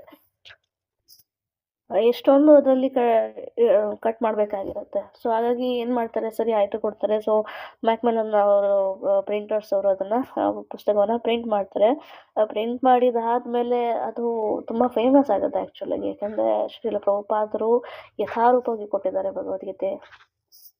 ಬಹಳ ಸುಂದರವಾಗಿ ಕೊಟ್ಟಿದ್ದಾರೆ. ಅಂದರೆ ತುಂಬ ಓದೋದಕ್ಕೆ ಎಲ್ಲರಿಗೂ ಈಸಿ ಆಗಬೇಕು. ಆ ರೀತಿ ಸಂಸ್ಕೃತ ಪದವನ್ನು ಓದೋದಕ್ಕೆ ಯಾರಿಗೂ ಬರೋದಿಲ್ಲ. ಬಟ್ ಇಲ್ಲಿ ಶ್ರೀಲ ಪ್ರಭುಪಾದರು ಎಷ್ಟು ಚೆನ್ನಾಗಿ ಕೊಟ್ಟಿದ್ದಾರೆ ಅಂತಂದರೆ, ಸಂಸ್ಕೃತವನ್ನು ಇಂಗ್ಲೀಷ್ ಭಾಷೆನಲ್ಲಿ ಓದ್ಬೋದು, ಅಥವಾ ನಮ್ಮದೇ ಆದಂಥ ಫಸ್ಟು ಶ್ರೀಲ ಪ್ರಭುಪಾದರು ಇಂಗ್ಲೀಷ್ ಭಾಷೆಗೆ ಭಾಷಾಂತರಿಸ್ತಾರೆ. ಅದಾದಮೇಲೆ ಆ ಪುಸ್ತಕದಿಂದ ಬೇರೆ ಬೇರೆ ಲ್ಯಾಂಗ್ವೇಜ್, ಕನ್ನಡ, ಮರಾಠಿ, ಸೊ ಎಷ್ಟು ಲ್ಯಾಂಗ್ವೇಜ್ ಇದೆ ಅಷ್ಟು ಲ್ಯಾಂಗ್ವೇಜಲ್ಲೂ ಭಗವದ್ಗೀತೆ ಇದೆ. ಈವನ್ ಉರ್ದುದಲ್ಲೂ ಕೂಡ ಭಗವದ್ಗೀತೆ ಇದೆ. ಸೊ ಆ ಸಂಸ್ಕೃತ ಪದವನ್ನು ಇಂಗ್ಲೀಷ್ನಲ್ಲಿ ಓದೋ ರೀತಿಯಲ್ಲಿ ಮತ್ತು ಆ ಒಂದೊಂದು ಪದಕ್ಕೆ ಅರ್ಥವನ್ನು ಕೊಟ್ಟಿದ್ದಾರೆ. ಅರ್ಥ ಇಲ್ಲಿ ಕಟ್ಟಿದ್ದಾರೆ, ಪ್ರತಿ ಪದ ಅರ್ಥ ಅಂತೇಳಿ ಹೇಳಿದ್ದಾರೆ. ಅದಾದಮೇಲೆ ಆ ಶ್ಲೋಕದ ಅನುವಾದವನ್ನು ಕೊಟ್ಟಿದ್ದಾರೆ. ಆ ಅನುವಾದ ಆದಮೇಲೆ ಭಾವಾರ್ಥವನ್ನು ಕೊಟ್ಟಿದ್ದಾರೆ. ಸೊ ಒಂದು ಶ್ಲೋಕಕ್ಕೆ ಶ್ಲೋಕವನ್ನು ಈಸಿಯಾಗಿ ಓದ್ಬೋದು. ಅದಾದಮೇಲೆ ಶಬ್ದಾರ್ಥ ಕೊಟ್ಟಿದ್ದಾರೆ. ಅದಾದಮೇಲೆ ಅನುವಾದ ಆದಮೇಲೆ ಭಾವಾರ್ಥ, ಇಷ್ಟು ಕೊಟ್ಟಿದ್ದಾರೆ ಈ ಪುಸ್ತಕದಲ್ಲಿ. ಇಷ್ಟು ಸುಂದರವಾಗಿ ಯಾರೂ ಕೊಟ್ಟಿಲ್ಲ. ಯಾರು ಬೇಕಾದರೂ ಓದ್ಬೋದು, ಅರ್ಥ ಮಾಡ್ಕೋಬೋದು, ಅಷ್ಟು ಈಸಿಯಾಗಿ ಕೊಟ್ಟಿದ್ದಾರೆ. ಮತ್ತು ಅದಾದಮೇಲೆ ತುಂಬ ಜನ ಪುಸ್ತಕವನ್ನು ಓದ್ತಾರೆ ಮತ್ತು ಮೆಚ್ಕೊಳ್ತಾರೆ. ಮತ್ತು ಎಷ್ಟೋ ಜನ ಇಲ್ಲಿ ಹೇಳಿದ್ದಾರೆ, ಬಹು ಮಂದಿ ವಿದ್ವಾಂಸರು, ಭಕ್ತರು ಇವರಿಗೆ ರಿಕ್ವೆಸ್ಟ್ ಮಾಡ್ತಾರೆ, ಈ ಭಗವದ್ಗೀತೆಯನ್ನು ಮೂಲ ರೂಪದಲ್ಲಿ ಕೊಡಿ ಅಂತ. ಅಂದರೆ ಒರಿಜಿನಲ್ ರೂಪ ಮುಂಚೆ ಹೇಗಿತ್ತು ಹಾಗೆ ಕೊಡಿ ಅಂತ ಅವರಿಗೆ ಪತ್ರವನ್ನು ಬರೀತಾರೆ. ಸೊ ಸೆಕೆಂಡ್ ಟೈಮ್ ಭಗವದ್ಗೀತೆಯನ್ನು ಮಾಡ್ತಾರೆ, ನ್ಯೂ ವರ್ಷನ್. ಸೊ ಆವಾಗ ಆ್ಯಕ್ಚುಲಿಗೆ ಮ್ಯಾಕ್‌ಮಿಲನ್ ಅವ್ರಿಗೆ ಕೊಡೋದಿಲ್ಲ. ಸ್ವತಃ ತಾವೇ ಇಸ್ಕಾನ್ ಪ್ರಿಂಟರ್ಸ್ ಅಂತೇಳಿ ಒಂದು ಸ್ಥಾಪನೆಯನ್ನು ಮಾಡಿ ಅಲ್ಲಿ ಇನ್ನೂ ಒಂದ್ಸಲ ಭಗವದ್ಗೀತೆಯ ಸಂಪೂರ್ಣ ಭಗವದ್ಗೀತೆ ಅಂದರೆ ಭಗವದ್ಗೀತೆ ಯಥಾರೂಪವನ್ನೇ ಅವರು ಇನ್ನೂ ಜಾಸ್ತಿ, ಅಂದರೆ ನಾವು ಸೆಕೆಂಡ್ ಟೈಮ್ ಇನ್ನೊಂದು ಭಗವದ್ಗೀತೆ ಬಂದಿದೆ ಅಲ್ವಾ. ಮೊದಲನೇ ಭಗವದ್ಗೀತೆ ತುಂಬ ಚಿಕ್ಕದಿದೆ, ಮೊದಲನೇ ಬರ್ತಾ ಇದ್ದಿದ್ದು. ಸೊ ಅದಾದಮೇಲೆ ನಮಗೆ ಇನ್ನೊಂದು ಬೇರೆ ರೀತಿಯ ದಪ್ಪು ಭಗವದ್ಗೀತೆ ಸಿಗುತ್ತೆ ನಮಗೆ ದೊಡ್ಡದಾಗಿ. ಅದನ್ನು ಸೆಕೆಂಡ್ ಟೈಮ್ ಮಾಡಿರತಕ್ಕಂಥದ್ದು. ಸೊ ಇಸ್ಕಾನ್ ಪ್ರಿಂಟರ್ಸಲ್ಲಿ ಮಾಡಿದ್ದು. ಸೊ ಅವಾಗ ಇಸ್ಕಾನ್ ಪ್ರಿಂಟರ್ಸ್ ಅಂತ ಇತ್ತು, ಇವಾಗ ಭಕ್ತಿವೇದಾಂತ ಟ್ರಸ್ಟ್ ಅಂತ ಆಗಿದೆ. ಇವಾಗ ಎಲ್ಲ ಇಸ್ಕಾನಿನ ಪುಸ್ತಕಗಳು ಭಕ್ತಿವೇದಾಂತ ಟ್ರಸ್ಟ್ನಲ್ಲೇ ಆಗುತ್ತೆ. ಓಕೆ, ಎರಡನೇ ಪ್ಯಾರ. ಭಗವದ್ಗೀತಾ ಯಥಾರೂಪದ ಆಧಾರವಿರುವುದರಿಂದ ನಮ್ಮ ಕೃಷ್ಣ ಪ್ರಜ್ಞೆಯ ಆಂದೋಲನವು ಪ್ರಾಮಾಣಿಕವಾದದ್ದು, ಚರಿತ್ರೆಯ ಅಧಿಕಾರ ಪಡೆದದ್ದು, ಸಹಜವಾದದ್ದು ಮತ್ತು ದಿವ್ಯವಾದದ್ದು. ಕ್ರಮೇಣ ಅದು ಇಡೀ ಜಗತ್ತಿನಲ್ಲಿ, ಅದರಲ್ಲಿಯೂ ಹಿರಿಯ ಪೀಳಿಗೆಯವರಲ್ಲಿ ಅತ್ಯಂತ ಜನಪ್ರಿಯವಾದ ಆಂದೋಲನವಾಗುತ್ತಿದೆ. ಹಿರಿಯ ಪೀಳಿಗೆಯವರಿಗೂ ಸಹ ಅದರಲ್ಲಿ ಆಸಕ್ತಿಯು ಹೆಚ್ಚುತ್ತಿದೆ. ಹಿರಿಯರಿಗೆ ಎಷ್ಟು ಆಸಕ್ತಿ ಬರುತ್ತಿದೆ ಎಂದರೆ, ನನ್ನ ಶಿಷ್ಯರ ತಂದೆಯರು ಮತ್ತು ತಾತಂದಿರು ನಮ್ಮ ಮಹಾನ್ ಸಂಸ್ಥೆಯಾದ ಅಂತಾರಾಷ್ಟ್ರೀಯ ಕೃಷ್ಣ ಪ್ರಜ್ಞಾ ಸಂಘದ ಆಜೀವ ಸದಸ್ಯರಾಗಿ ನಮ್ಮನ್ನು ಪ್ರೋತ್ಸಾಹಿಸುತ್ತಿದ್ದಾರೆ. ಇಡೀ ಜಗತ್ತಿನಲ್ಲಿ ಕೃಷ್ಣ ಪ್ರಜ್ಞಾ ಆಂದೋಲನದ ನಾಯಕತ್ವವನ್ನು ನಾನು ವಹಿಸಿದ್ದುದಕ್ಕಾಗಿ ತಮ್ಮ ಕೃತಜ್ಞತೆಯನ್ನು ಹೇಳಲು ಲಾಸ್ ಏಂಜಲೀಸ್ನಲ್ಲಿ ಅನೇಕ ಮಂದಿ ತಂದೆ ತಾಯಿಯರು ನನ್ನನ್ನು ಕಾಣಲು ಬರುತ್ತಿದ್ದರು. ಅವರಲ್ಲಿ ಕೆಲವರು ನಾನು ಅಮೆರಿಕದಲ್ಲಿ ಕೃಷ್ಣ ಪ್ರಜ್ಞಾ ಆಂದೋಲನವನ್ನು ಪ್ರಾರಂಭಿಸಿದ್ದು ಅಮೆರಿಕದ ಭಾಗ್ಯ ಎಂದು ಹೇಳಿದರು. ಆದರೆ ಈ ಆಂದೋಲನವು ಬಹು ಹಿಂದಿನ ಕಾಲದಲ್ಲಿಯೇ ಪ್ರಾರಂಭವಾಗಿ ಗುರು ಶಿಷ್ಯ ಪರಂಪರೆಯಲ್ಲಿ ಮಾನವ ಸಮಾಜಕ್ಕೆ ಬರುತ್ತಿರುವುದರಿಂದ ನಿಜವಾಗಿ ಈ ಆಂದೋಲನದ ಜನಕ ಸ್ವತಃ ಕೃಷ್ಣನೇ. ಈ ಸಂಬಂಧದಲ್ಲಿ ನನಗೇನಾದರೂ ಯಶಸ್ಸಿದ್ದರೆ ಅದು ವೈಯಕ್ತಿಕವಾಗಿ ನನಗೆ ಸೇರಿದ್ದಲ್ಲ ಎಂದೆಂದು ನನ್ನ ಗುರುಗಳಾದ ಓಂ ವಿಷ್ಣುಪಾದ ಪರಮಹಂಸ ಪರಿವಾರಜಕಾಚಾರ್ಯ ಅಷ್ಟೋತ್ತರ ಶತ ಶ್ರೀಮದ್ ಭಕ್ತಿ ಸಿದ್ಧಾಂತ ಸರಸ್ವತಿ ಗೋಸ್ವಾಮಿ ಮಹಾರಾಜ ಪ್ರಭುಪಾದರಿಗೆ ಸೇರಬೇಕು. ಭಗವದ್ಗೀತಾ ಯಥಾರೂಪ ಬಹಳ ಬೇಗ ಫೇಮಸ್ ಆಗುತ್ತೆ. ಯಾಕೆಂದರೆ ಅದು ತುಂಬ ಪ್ರಾಮಾಣಿಕವಾದದ್ದು ಮತ್ತು ಚರಿತ್ರೆಯ ಅಧಿಕಾರ ಪಡೆದದ್ದು, ದಿವ್ಯವಾದದ್ದು. ಸೊ ಹಾಗಾಗಿ ಅದು ಎಲ್ಲರನ್ನ ಬಹಳ ಬೇಗ ಅಟ್ರ್ಯಾಕ್ಟ್ ಮಾಡುತ್ತೆ. ಮತ್ತು ಎಲ್ಲ ಅಮೇರಿಕದ ಜನತೆ ಶ್ರೀಲ ಪ್ರಭುಪಾದರಿಗೆ ಧನ್ಯವಾದಗಳನ್ನು ಹೇಳೋದಕ್ಕೆ ಬರ್ತಾರೆ. ಏಕೆಂದರೆ ಶ್ರೀಲ ಪ್ರಭುಪಾದವರು ಯಾಕೆ ಅಂತಂದರೆ, ಅಲ್ಲಿನ ಜನತೆ ಏನಿರ್ತಾರೆ ತಮ್ಮ ಮಕ್ಕಳೆಲ್ಲ ಅವರು ಡ್ರಗ್ಸ್ ಎಲ್ಲ ತಗೊಂಡು ಅವ್ರ ಜೀವನವನ್ನು ಹಾಳು ಮಾಡ್ಕೊಳ್ತಾ ಇರ್ತಾರೆ. ಸೊ ಆ ಟೈಮಲ್ಲಿ ನಮ್ಮ ಈ ಅಂತಾರಾಷ್ಟ್ರೀಯ ಕೃಷ್ಣ ಪ್ರಜ್ಞಾ ಆಂದೋಲನ ಅಮೇರಿಕದಲ್ಲಿ ಸ್ಥಾಪನೆ ಆಗುತ್ತೆ. ಸೊ ಎಷ್ಟೋ ಜನ ಮಕ್ಕಳು ಡ್ರಗ್ಸನ್ನು ತೊರೆದು ಬಿಟ್ಟು ನಮ್ಮ ಸಂಸ್ಥೆಗೆ ಜಾಯಿನ್ ಆಗ್ತಾರೆ ಮತ್ತು ಶುದ್ಧ ಜೀವನವನ್ನು ನಡೆಸೋದಕ್ಕೆ ಶುರು ಮಾಡ್ತಾರೆ. ಸೊ ಇದರಿಂದ ಖುಷಿ ಆಗ್ತಾರೆ ತಂದೆ ತಾಯಿಗಳು ಬಂದು ಅವರ ಮಕ್ಕಳಲ್ಲಿ ಆಗ್ತಕ್ಕಂಥ ಬದಲಾವಣೆಯನ್ನು ನೋಡಿ ಖುಷಿಯಾಗಿ ಅವರು ಪ್ರಭುಪಾದರಿಗೆ ಧನ್ಯವಾದವನ್ನು ಹೇಳೋದಕ್ಕೆ ಬರ್ತಾರೆ. ಸೊ ಇಲ್ಲಿ ಪ್ರಭುಪಾದರು ಇಲ್ಲಿ ಗುರು ಶಿಷ್ಯ ಪರಂಪರೆ ಬಗ್ಗೆ ಹೇಳ್ತಾ ಇದ್ದಾರೆ ನೋಡಿ. ಸೊ ಪ್ರಭುಪಾದರು ಹೇಳ್ತಾರೆ, ಈ ಒಂದು ಗುರು ಶಿಷ್ಯ ಪರಂಪರೆ ಯಾವಾಗಲೂ ಶುರುವಾಗಿದೆ. ಅಂದರೆ ಸ್ವತಃ ಕೃಷ್ಣನೇ ಗುರು ಶಿಷ್ಯ ಪರಂಪರೆ ಸ್ಟಾರ್ಟ್ ಆಗಿದ್ದು ಯಾರಿಂದ? ಕೃಷ್ಣನಿಂದ. ಮೂಲ ಯಾರು? ಕೃಷ್ಣನಿಂದ ಶುರುವಾಗುತ್ತೆ. ಮತ್ತು ಕೃಷ್ಣ ಅದು ಗುರು ಪರಂಪರೆ ಮುಂದೆ ಬರುತ್ತೆ. ಇದರಲ್ಲಿ ಪ್ರಸ್ತಾವನೆಯಲ್ಲಿ ಡೀಟೇಲ್ ಆಗಿ ನೋಡ್ಬೋದು. ಸೊ ಆ್ಯಕ್ಚುಲಾಗಿ ಈ ಪುಸ್ತಕದ ನಿಜವಾದ ಲೇಖಕರು ಕೃಷ್ಣ. ಯಾಕೆಂದರೆ ಈ ಭಗವದ್ಗೀತೆಯನ್ನು ಕೊಟ್ಟಿದ್ದೆ ಯಾರು? ಕೃಷ್ಣನಿಂದ ಆ ಜ್ಞಾನ ಯಾರಿಗೆ ಬರುತ್ತೆ? ಅವರಿಂದ ಯಾರಿಗೆ ಬರುತ್ತೆ? ಸೊ ಪ್ರಭುಪಾದರ ಕೈಗೆ ಹೇಗೆ ಈ ಜ್ಞಾನ ಕೃಷ್ಣನಿಂದ ಪ್ರಭುಪಾದರವರಿಗೆ ಹೇಗೆ ತಲುಪುತ್ತೆ ಈ ಜ್ಞಾನ ಅನ್ನೋದನ್ನ ನಮಗೆ ಇದರಲ್ಲಿ ಗೊತ್ತಾಗುತ್ತೆ. ಪ್ರಸ್ತಾವನೆಯನ್ನು ಓದಿದಾಗ ನಮಗೆ ಅದರಲ್ಲಿ ಗೊತ್ತಾಗುತ್ತೆ. ಸೊ ಇಲ್ಲಿ ಶಿಲ ಪ್ರಭುಪಾದರು ಹೇಳ್ತಿದ್ದಾರೆ, ನನಗೇನು ಈ ಯಶಸ್ವಿಗೆ ನಾನು ಅಧಿಕಾರಿ ಅಲ್ಲ. ಈ ಯಶಸ್ವಿಗೆ ಯಾರು ಅಧಿಕಾರಿ? ತಮ್ಮ ಗುರುಗಳಾದಂಥ ಶ್ರೀಮದ್ ಭಕ್ತಿ ಸಿದ್ಧಾಂತ ಸರಸ್ವತಿ ಗೋಸ್ವಾಮಿ ಮಹಾರಾಜರು. ಶಿಲ ಪ್ರಭುಪಾದರ ಗುರುಗಳು ಇದಕ್ಕೆ ಕಾರಣ ಅಂತೇಳಿ ಅವರ ಈ ಕ್ರೆಡಿಟನ್ನು ತಮ್ಮ ಗುರುಗಳಿಗೆ ಕೊಡ್ತಾ ಇದ್ದಾರೆ. 3ನೇ ಪ್ಯಾರ, ಈ ವಿಷಯದಲ್ಲಿ ವೈಯಕ್ತಿಕವಾಗಿ ನನಗೇನಾದರೂ ಕೀರ್ತಿ ಸಲ್ಲುವುದಿದ್ದರೆ ನಾನು ಭಗವದ್ಗೀತೆಯನ್ನು ಅದು ಯಥಾವತ್ತಾಗಿ ಇರುವಂತೆ ಯಾವುದೇ ಬೆರಕೆ ಇಲ್ಲದೆ ಓದುಗರ ಮುಂದಿಡಲು ಯತ್ನಿಸಿದ್ದೇನೆ ಎನ್ನುವುದು. ನಾನು ಭಗವದ್ಗೀತಾ ಯಥಾರೂಪವನ್ನು ನಿರೂಪಿಸುವ ಮೊದಲು ಪ್ರಕಟವಾಗಿದ್ದ ಬಹುತೇಕ ಎಲ್ಲ ಇಂಗ್ಲಿಷ್ ಆವೃತ್ತಿಗಳು ಯಾರಾದರೊಬ್ಬರ ವೈಯಕ್ತಿಕ ಆಕಾಂಕ್ಷೆಯನ್ನು ತೃಪ್ತಿಪಡಿಸಲು ಸಿದ್ಧ ಮಾಡಿದೆವು. ಆದರೆ ಭಗವದ್ಗೀತಾ ಯಥಾರೂಪವನ್ನು ನಿರೂಪಿಸುವಲ್ಲಿ ನಾವು ಮಾಡಿದ ಪ್ರಯತ್ನ ದೇವೋತ್ತಮ ಪರಮಪುರುಷನಾದ ಕೃಷ್ಣನ ಮಹತ್ ಕಾರ್ಯವನ್ನು ನಿರೂಪಿಸುವುದು. ತಮ್ಮ ಕರ್ತವ್ಯ ಕೃಷ್ಣನ ಇಚ್ಛೆಯನ್ನು ನಿರೂಪಿಸುವುದು. ರಾಜಕಾರಣಿ, ತತ್ವಶಾಸ್ತ್ರಜ್ಞ ಅಥವಾ ವಿಜ್ಞಾನಿ ಅಂತ ಈ ಪ್ರಪಂಚದಲ್ಲಿ ಊಹಾತ್ಮಕ ಚಿಂತನೆಯಲ್ಲಿ ತೊಡಗುವವರ ಇಚ್ಛೆಯನ್ನು ನಿರೂಪಿಸುವುದಲ್ಲ. ಏಕೆಂದರೆ ಬೇರೆ ರೀತಿಗಳಲ್ಲಿ ಅವರಿಗೆ ಏನೇ ತಿಳುವಳಿಕೆ ಇದ್ದರೂ ಅವರ ಕೃಷ್ಣ ಜ್ಞಾನವು ಅತ್ಯಲ್ಪವಾದದ್ದು. ಕೃಷ್ಣನು ಮನ್ಮನ ಭವ ಮದ್ಭಕ್ತೋ ಮಧ್ಯಾಜಿ ಮಾಂ ನಮಸ್ಕರು ಇತ್ಯಾದಿಯಾಗಿ ಹೇಳುವಾಗ ವಿದ್ವಾಂಸರೆನಿಸಿಕೊಂಡ ಇತರರ ಹಾಗೆ ಕೃಷ್ಣನು ಮತ್ತು ಅವನ ಆತ್ಮವು ಬೇರೆ ಬೇರೆ ಎಂದು ನಾವು ಹೇಳೋದಿಲ್ಲ. ಕೃಷ್ಣನು ಪರಿಪೂರ್ಣನು. ಕೃಷ್ಣನ ನಾಮ, ಕೃಷ್ಣನ ರೂಪ, ಕೃಷ್ಣನ ಗುಣಗಳು, ಕೃಷ್ಣನ ಲೀಲೆಗಳು ಮೊದಲಾದವುಗಳಲ್ಲಿ ಯಾವ ವ್ಯತ್ಯಾಸವೂ ಇಲ್ಲ. ಪರಂಪರಾ ಪದ್ಧತಿಗೆ ಅನುಗುಣವಾಗಿ ಕೃಷ್ಣ ಭಕ್ತನಲ್ಲದ ಯಾರಿಗೇ ಆಗಲಿ ಕೃಷ್ಣನ ಈ ಸ್ಥಾನವನ್ನು ಅರ್ಥ ಮಾಡಿಕೊಳ್ಳುವುದು ಕಷ್ಟ. ಸಾಮಾನ್ಯವಾಗಿ ವಿದ್ವಾಂಸರು, ರಾಜಕಾರಣಿಗಳು, ತತ್ವಶಾಸ್ತ್ರಜ್ಞರು ಮತ್ತು ಸ್ವಾಮಿಗಳು ಎನಿಸಿಕೊಂಡವರು ಕೃಷ್ಣನ ಪರಿಪೂರ್ಣ ಜ್ಞಾನವಿಲ್ಲದೆ ಭಗವದ್ಗೀತೆಗೆ ವ್ಯಾಖ್ಯಾನವನ್ನು ಬರೆಯುವಾಗ ಕೃಷ್ಣನನ್ನು ಹೊರಗಟ್ಟಲು ಅಥವಾ ಕೊಲ್ಲಲು ಪ್ರಯತ್ನಿಸುತ್ತಾರೆ. ಅಧಿಕೃತವಲ್ಲದ ಇಂತಹ ಭಗವದ್ಗೀತೆಯ ವ್ಯಾಖ್ಯಾನಕ್ಕೆ ಮಾಯವಾದ ಭಾಷ್ಯ ಎಂದು ಹೆಸರು. ಅಧಿಕಾರಿಗಳಲ್ಲದ ಈ ಜನರ ವಿರುದ್ಧ ಚೈತನ್ಯ ಮಹಾಪ್ರಭುಗಳು ನಮಗೆ ಎಚ್ಚರಿಕೆ ನೀಡಿದ್ದಾರೆ. ಮಾಯವಾದ ದೃಷ್ಟಿಯಿಂದ ಭಗವದ್ಗೀತೆಯನ್ನು ಅರ್ಥ ಮಾಡಿಕೊಳ್ಳಲು ಪ್ರಯತ್ನಿಸುವ ಯಾರೇ ಆಗಲಿ ಬಹುದೊಡ್ಡ ಅವಿವೇಕವನ್ನು ಮಾಡುತ್ತಾರೆ ಎಂದು ಚೈತನ್ಯ ಮಹಾಪ್ರಭುಗಳು ಸ್ಪಷ್ಟವಾಗಿ ಹೇಳಿದ್ದಾರೆ. ಇಂತಹ ಅವಿವೇಕದ ಪರಿಣಾಮವೆಂದರೆ ಭಗವದ್ಗೀತೆಯ ವಿದ್ಯಾರ್ಥಿಯು ತಪ್ಪು ದಾರಿ ಹಿಡಿದು ಆಧ್ಯಾತ್ಮಿಕ ಮಾರ್ಗದರ್ಶನದಲ್ಲಿ ನಿಶ್ಚಯವಾಗಿಯೂ ಗೊಂದಲಕ್ಕೆ ಒಳಗಾಗುತ್ತಾನೆ ಮತ್ತು ಮರಳಿ ಭಗವದ್ಧಾಮಕ್ಕೆ ಹೋಗಲು ಅವನಿಗೆ ಸಾಧ್ಯವಾಗುವುದಿಲ್ಲ. ಸೊ ಇಲ್ಲಿ ಶ್ರೀಲ ಪ್ರಭುಪಾದರು ಹೇಳ್ತಿದ್ದಾರೆ, ಇಲ್ಲಿ ನಂದೇನು ಇಲ್ಲ ಕೊಡುಗೆ, ಏಕೆಂದರೆ ಭಗವದ್ಗೀತೆಯನ್ನು ಸ್ವತಃ ಭಗವಂತ ಶ್ರೀಕೃಷ್ಣನೇ ಕೊಟ್ಟಿದ್ದಾನೆ ಮತ್ತು ತಮ್ಮ ಗುರುಗಳ ಕೃಪೆ ಶ್ರೀಮದ್ ಭಕ್ತಿ ಸಿದ್ಧಾಂತ ಸರಸ್ವತಿ ಗೋಸ್ವಾಮಿ ಮಹಾರಾಜರ ಕೃಪೆಯಿಂದ ನಾನು ಬರೆದಿದ್ದೀನಿ ಅಂತ ಇಲ್ಲಿ ಹೇಳ್ತಾರೆ.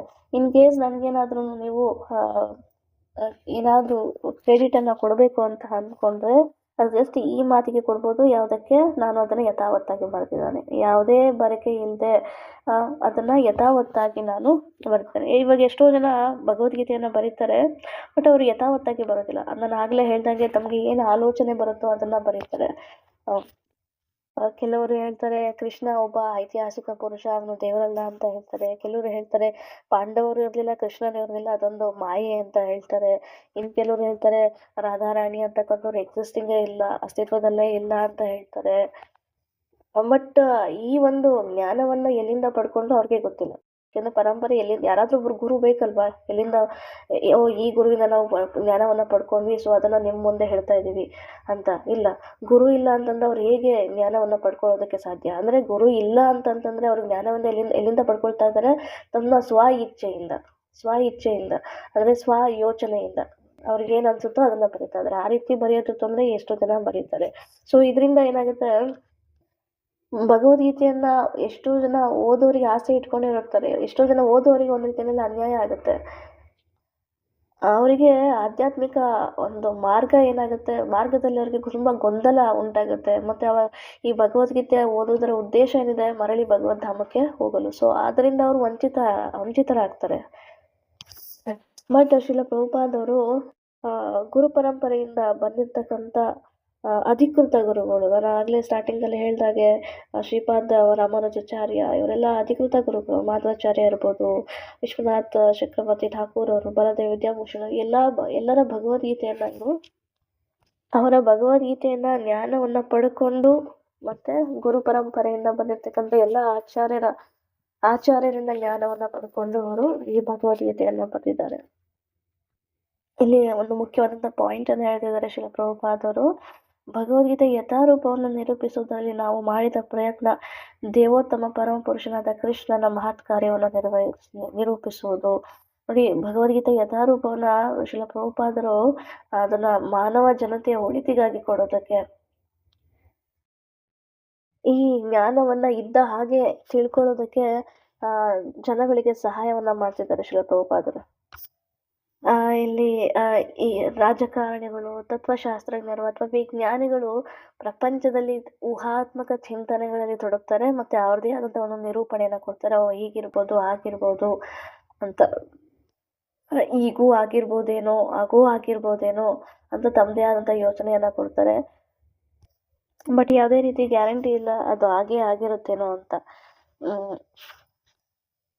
ಅವ್ರಿಗೆ ಎಷ್ಟೇ ಜ್ಞಾನ ಇರ್ಬೋದು, ಒಳ್ಳೆಯ ರಾಜಕಾರಣಿ ಆಗಿರ್ಬೋದು ಅಥವಾ ಒಳ್ಳೆಯ ವಿಜ್ಞಾನಿ ಆಗಿರ್ಬೋದು, ಮತ್ತು ಕೃಷ್ಣ ಪ್ರಜ್ಞೆಯಲ್ಲಿ ಅವರ ಜ್ಞಾನ ಅತ್ಯಲ್ಪವಾದದ್ದು.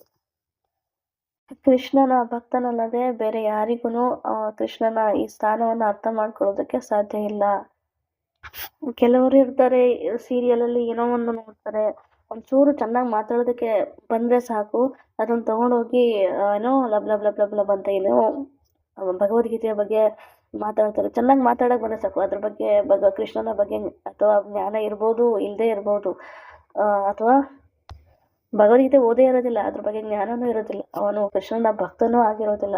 ಬಟ್ ಕಮೆಂಟ್ರಿ ಮಾತ್ರ ತುಂಬ ಚೆನ್ನಾಗಿ ಕೊಡ್ತಾರೆ ಕೆಲವರು, ಯಾಕಂದರೆ ತುಂಬ ಚೆನ್ನಾಗಿ ಮಾತಾಡೋದಕ್ಕೆ ಬರುತ್ತೆ. ಇನ್ನು ಕೆಲವರು ಇರ್ತಾರೆ ತುಂಬ ಚೆನ್ನಾಗಿ ಬರೆಯೋದಕ್ಕೆ ಬರುತ್ತೆ. ಸೊ ಅಂಥವರು ಕೂಡ ಭಗವದ್ಗೀತೆಯ ಮೇಲೆ ತಮ್ಮದೇ ಆದಂಥ ಒಂದು ಕಮೆಂಟ್ರಿಯನ್ನು ಕೊಡ್ತಾರೆ. ಕೆಲವರು ಮೂರ್ಖ ಜನರುಗಳು ಕೂಡ ಅದನ್ನು ಒಪ್ಕೊಳ್ತಾರೆ, ಯಾಕೆಂದರೆ ತುಂಬ ಚೆನ್ನಾಗಿ ಮಾತಾಡ್ತಿದ್ದಾರೆ. ಆದರೂ ಏನು ಮಾತಾಡ್ತಿದ್ದಾರೆ, ಯಾವ ವಿಚಾರದ ಬಗ್ಗೆ ಮಾತಾಡ್ತಿದ್ದಾರೆ, ಅವ್ರು ಮಾತಾಡ್ತಿರೋ ಸರಿನಾ ತಪ್ಪಾ ಅದ್ರ ಬಗ್ಗೆ ಏನೂ ವಿಚಾರ ಮಾಡೋದಿಲ್ಲ. ಬಟ್ ಚೆನ್ನಾಗಿ ಮಾತಾಡ್ತಿದ್ದಾರೆ, ಚೆನ್ನಾಗಿ ಜೋಕ್ ಕಟ್ ಮಾಡ್ತಿದ್ದಾರೆ, ಯಾವುದೇ ರೀತಿ ತೊದಲು ಇಲ್ಲದೆ ತುಂಬ ಚೆನ್ನಾಗಿ ಮಾತಾಡ್ತಿದ್ದಾರೆ. ಸೊ ಅಟ್ರಾಕ್ಟ್ ಮಾಡ್ತಿದ್ದಾರೆ ಮಾತಲ್ಲೇ. ಸೊ ಓಕೆ ವಿದ್ವಾಂಸರು ಅವರು. ಇದೆಲ್ಲ ಭಗವದ್ಗೀತೆಯನ್ನ ಬರೀತಕ್ಕಂಥ ರೀತಿ. ಕೃಷ್ಣ ಹೇಳ್ತಾನೆ, ಮನ್ಮನಾಭವ ಮದ್ಭಕ್ತೋ ಮಧ್ಯಾಜಿ ಮಾಂ ನಮಸ್ಕರು ಅಂತ ಹೇಳ್ತಾರೆ. ಅಂದರೆ ಕೃಷ್ಣನ ಭಕ್ತನಲ್ಲದೆ ಬೇರೆ ಯಾರಿಗೂ ಭಗವದ್ಗೀತೆಯನ್ನು ಅರ್ಥ ಮಾಡ್ಕೊಳ್ಳೋದಕ್ಕೆ, ಕೃಷ್ಣನ ಸ್ಥಾನವನ್ನು ಅರ್ಥ ಮಾಡ್ಕೊಳ್ಳೋದಕ್ಕೆ ಸಾಧ್ಯ ಇಲ್ಲ, ಮತ್ತು ಬೇರೆ ಯಾರೂ ಕೂಡ ಭಗವದ್ಗೀತೆಯನ್ನು ಬರೆಯೋದಕ್ಕೆ ಸಾಧ್ಯನೇ ಇಲ್ಲ. 4ನೇ ಪ್ಯಾರ, ಬ್ರಹ್ಮನ ಒಂದು ದಿವಸದಲ್ಲಿ ಅಥವಾ 8,600 ಲಕ್ಷ ವರ್ಷಗಳಿಗೆ ಒಮ್ಮೆ ಕೃಷ್ಣನು ಯಾವ ಉದ್ದೇಶದಿಂದ ಈ ಗ್ರಹಕ್ಕೆ ಇಳಿದು ಬರುತ್ತಾನೋ ಅದೇ ಉದ್ದೇಶವನ್ನಿಟ್ಟುಕೊಂಡು ಬದ್ಧ ವಿದ್ಯಾರ್ಥಿಗೆ ಮಾರ್ಗದರ್ಶನ ಮಾಡಲು ಈ ಭಗವದ್ಗೀತಾ ಯಥಾರೂಪವನ್ನು ಓದುಗರ ಮುಂದಿಡುತ್ತಿದ್ದೇವೆ.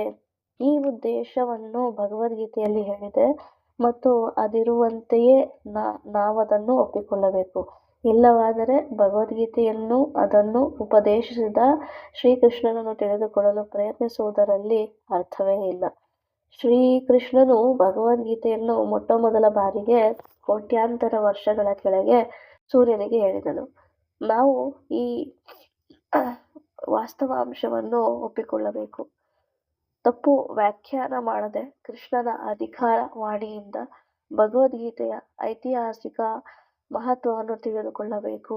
ಕೃಷ್ಣನ ಇಚ್ಛೆಯನ್ನು ಗಮನಿಸದೆಯೇ ಭಗವದ್ಗೀತೆಗೆ ಅರ್ಥ ಹೇಳುವುದು ಮಹಾಪರಾಧ. ಈ ಅಪರಾಧವನ್ನು ಮಾಡದಂತೆ ನೋಡಿಕೊಳ್ಳಲು ನಾವು ಶ್ರೀಕೃಷ್ಣನ ಮೊದಲ ಶಿಷ್ಯನಾದ ಅರ್ಜುನನನ್ನು ನೇರವಾಗಿ ಅವನನ್ನು ಅರ್ಥ ಮಾಡಿಕೊಂಡಂತೆಯೇ ದೇವೋತ್ತಮ ಪರಮಪುರುಷನಾದ ಪ್ರಭುವನ್ನು ಅರ್ಥ ಮಾಡಿಕೊಳ್ಳಬೇಕು. ಭಗವದ್ಗೀತೆಯನ್ನು ಹೀಗೆ ಅರ್ಥ ಮಾಡಿಕೊಳ್ಳುವುದು ನಿಜವಾದ ಲಾಭದಾಯಕ. ಬದುಕಿನ ಮಹದುದ್ದೇಶವನ್ನು ಸಾಧಿಸುವುದರಲ್ಲಿ ಮಾನವ ಕುಲದ ಕಲ್ಯಾಣಕ್ಕೆ ಇದು ಅಧಿಕೃತ ಮಾರ್ಗ.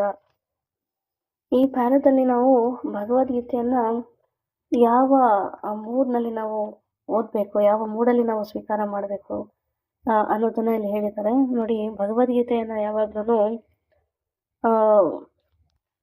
ಅರ್ಜುನ ನೋಡಿ, ನಾವು ಪಿಕ್ಚರಲ್ಲಿ ನೋಡಿರ್ತೀವಿ ಎಷ್ಟು ಒಂದು ನಮ್ರತೆಯಿಂದ ಭಗವಂತನ ಪಾದದ ಹತ್ರ ಕುತ್ಕೊಂಡು ಎರಡು ಕೈಗಳನ್ನ ಜೋಡಿಸಿ ಭಗವಂತ ಹೇಳ್ತಾ ಇದ್ದಾನೆ, ಅರ್ಜುನ ಹೇಳ್ತಾ ಇದ್ದಾನೆ, ಮತ್ತೆ ಅದನ್ನ ಸ್ವೀಕಾರ ಮಾಡ್ತಾ ಇದ್ದಾನೆ. ಸೊ ಈ ರೀತಿಯ ಒಂದು ಮೂಡಲ್ಲಿ ನಾವು ಭಗವದ್ಗೀತೆಯನ್ನ ಸ್ವೀಕಾರವನ್ನ ಮಾಡಬೇಕು. ನಾನು ತಿಳ್ಕೊತಾ ಇದ್ದೀನಿ, ಭಗವಂತ ಹೇಳ್ತಾ ಇದ್ದಾರೆ, ನಾನು ಸ್ವೀಕಾರ ಮಾಡ್ತಿದ್ದೀನಿ ಅನ್ನೋ ಮೂಡ್ನಲ್ಲಿ ನಾವು ಸ್ವೀಕಾರವನ್ನ ಮಾಡಬೇಕು. ಬಟ್ ಅದನ್ನ ಅಚೀವರ್ ಮೂಡಲ್ಲಿ ನೋಡ್ಬಾರ್ದು.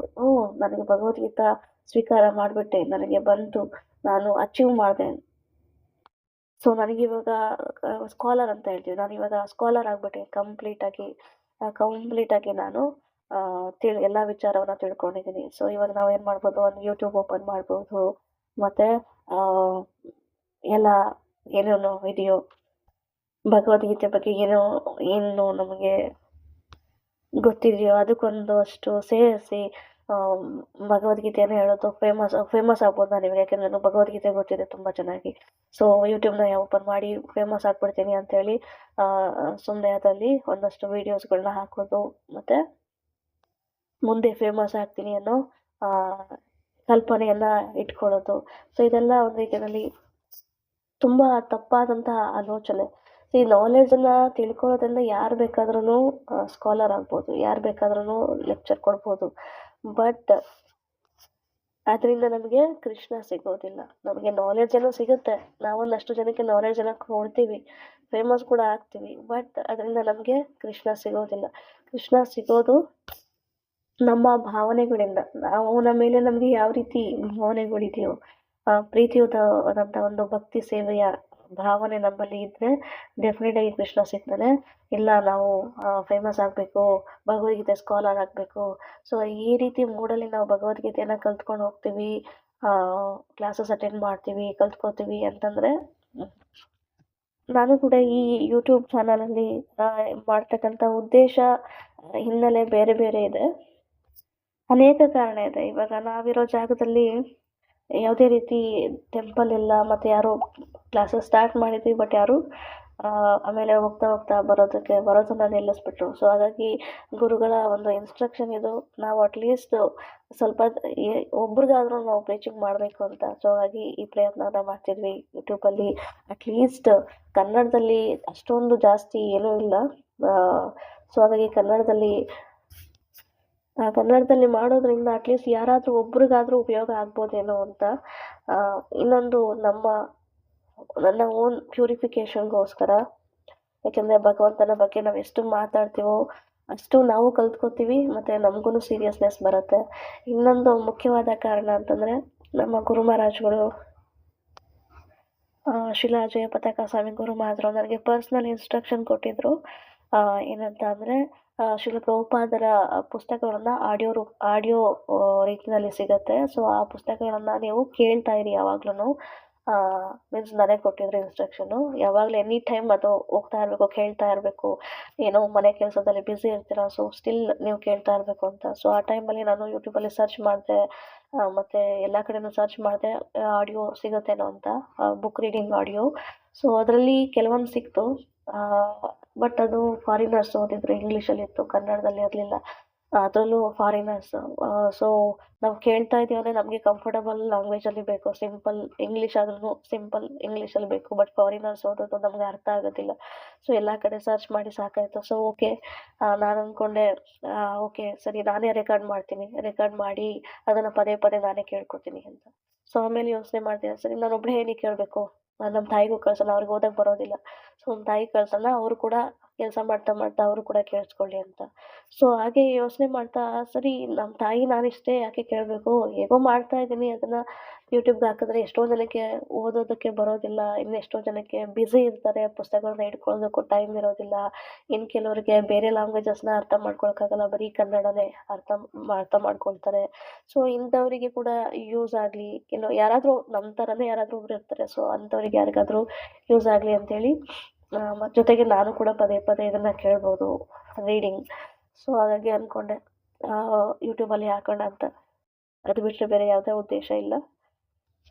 ಸೊ ನಾವು ಭಗವದ್ಗೀತೆಯನ್ನು ಇದಾಗೆ ಅರ್ಥ ಮಾಡ್ಕೋಬೇಕು. ಅದಕ್ಕೆ ನಮ್ಮದೇ ಆದಂಥ ವ್ಯಾಖ್ಯಾನವನ್ನು ಕೊಡಬಾರ್ದು. ಇದು ತಪ್ಪಿದೆ, ಇದನ್ನು ತಪ್ಪಾಗಿ ಬರೆದಿದ್ದಾರೆ, ಸೊ ಅದರ ಅರ್ಥವನ್ನು ಡಿಫ್ರೆಂಟಾಗಿ ತಿಳ್ಕೊಳ್ಳೋದು. ಸೊ ಈ ರೀತಿ ಮಾಡಬಾರ್ದು. ಅರ್ಜುನ ಹೇಗೆ ಅದನ್ನು ನೇರವಾಗಿ ಅರ್ಥ ಮಾಡಿಕೊಂಡು ಅದೇ ರೀತಿಯಲ್ಲಿ ನಾವು ಕೂಡ ನೇರವಾಗಿ ಅರ್ಥವನ್ನು ಮಾಡ್ಕೋಬೇಕು. ಸೊ ಇಲ್ಲಿ ಹೇಳ್ತಿದ್ದಾರೆ, ಭಗವದ್ಗೀತೆನ ಶ್ರೀಕೃಷ್ಣನು ಮೊದಲ ಬಾರಿಗೆ ಕೋಟ್ಯಾಂತರ ವರ್ಷಗಳ ಹಿಂದೆ ಸೂರ್ಯದೇವನಿಗೆ ಹೇಳ್ತಾರೆ ಅಂತ. ಸೊ ಇದನ್ನ ಹಾಗೆ ಮುಂದೆ ಹೋಗ್ತಾ ಶ್ಲೋಕದಲ್ಲಿ ಡೀಟೇಲ್ ಆಗಿ ತಿಳ್ಕೊಬಹುದು. ನೆಕ್ಸ್ಟ್ ಪ್ಯಾರ ಓದೋಣ ಇವಾಗ. ಕೃಷ್ಣ ಪ್ರಜ್ಞೆಯ ಆಂದೋಲನವು ಬದುಕಿನ ಅತ್ಯುನ್ನತ ಪರಿಪೂರ್ಣತೆಯನ್ನು ತಂದುಕೊಡುವ ವಾಗ್ದಾನ ಮಾಡುತ್ತದೆ. ಆದುದರಿಂದ ಮಾನವ ಕುಲಕ್ಕೆ ಇದು ಅಗತ್ಯವಾದದ್ದು. ಇದು ಹೇಗೆ ಎನ್ನುವುದನ್ನು ಭಗವದ್ಗೀತೆಯಲ್ಲಿ ಸಂಪೂರ್ಣವಾಗಿ ವಿವರಿಸಿದೆ. ದುರದೃಷ್ಟದಿಂದ ಪ್ರಾಪಂಚಿಕ ಮನೋಧರ್ಮದ ಜಗಳಗಂಟರು ತಮ್ಮ ಆಸುರಿ ಒಲವುಗಳನ್ನು ಮುನ್ನುಗ್ಗಿಸಿದ್ದಾರೆ. ಬದುಕಿನ ಸರಳ ಸೂತ್ರಗಳನ್ನು ಸರಿಯಾಗಿ ಅರ್ಥ ಮಾಡಿಕೊಳ್ಳುವಲ್ಲಿ ಜನರನ್ನು ತಪ್ಪು ಮಾರ್ಗಕ್ಕೆಳೆದಿದ್ದಾರೆ. ಇವುಗಳಿಗಾಗಿ ಭಗವದ್ಗೀತೆಯ ಲಾಭವನ್ನು ಪಡೆದುಕೊಂಡಿದ್ದಾರೆ. ದೇವರ ಅಥವಾ ಕೃಷ್ಣನ ಮಹಿಮೆ ಏನು ಎನ್ನುವುದು ಪ್ರತಿಯೊಬ್ಬರಿಗೂ ತಿಳಿದಿರಬೇಕು. ಜೀವಿಗಳ ವಾಸ್ತವಾಸ್ಥಾನವೇನು ಎನ್ನುವುದನ್ನು ಪ್ರತಿಯೊಬ್ಬರು ತಿಳಿದಿರಬೇಕು. ಪ್ರತಿಯೊಬ್ಬರು ಈ ವಿಷಯಗಳನ್ನು ತಿಳಿದಿರಬೇಕು. ಜೀವಿಯು ಶಾಶ್ವತನಾಗಿ ಸೇವಕನು.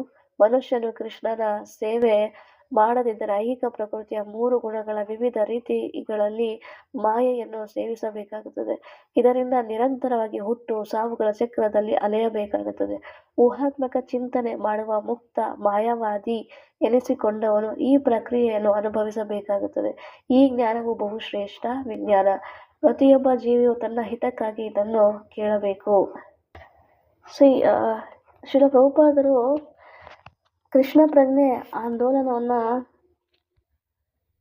ಡೆಫಿನೆಟ್ ಆಗಿ ಒಬ್ಬ ಅಂದರೆ ಜನರ ಒಂದು ಜೀವನದ ಪರಿಪೂರ್ಣತೆಯನ್ನು ಕೊಡೋದಕ್ಕಂತಲೇ ಶುರು ಮಾಡ್ಕೊಂಡಿದ್ದಾರೆ.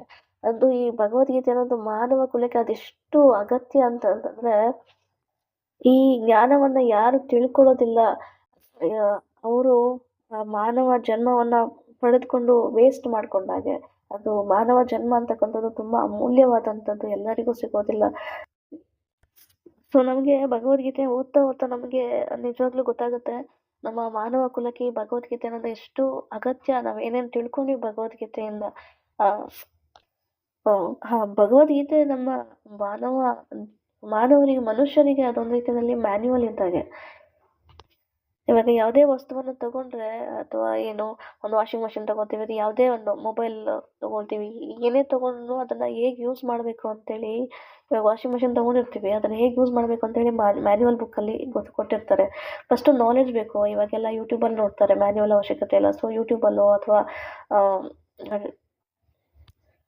ಅಲ್ಲೇ ಕೊಟ್ಟಿರ್ತಕ್ಕಂಥ ಮ್ಯಾನ್ಯುವಲ್ ಬುಕ್ಕಲ್ಲೋ ಫಸ್ಟು ಜ್ಞಾನವನ್ನು ತಿಳ್ಕೊಂಡು ಆಮೇಲೆ ಅದನ್ನು ಯೂಸ್ ಮಾಡ್ತೀವಿ. ಜ್ಞಾನ ಇಲ್ಲ ಅಂತಂದರೆ ಅದು ವಾಷಿಂಗ್ ಮಷಿನ್ ಬಟ್ಟೆ ಒಗೆಯೋದಕ್ಕೆ ಅಂತಲೇ ಗೊತ್ತಾಗಲ್ಲ. ಅದನ್ನು ಪಾತ್ರೆ ಎಲ್ಲ ಹಾಕ್ಬಿಟ್ಟು ಪಾತ್ರೆ ತೊಳ್ಕೊತೀವಿ.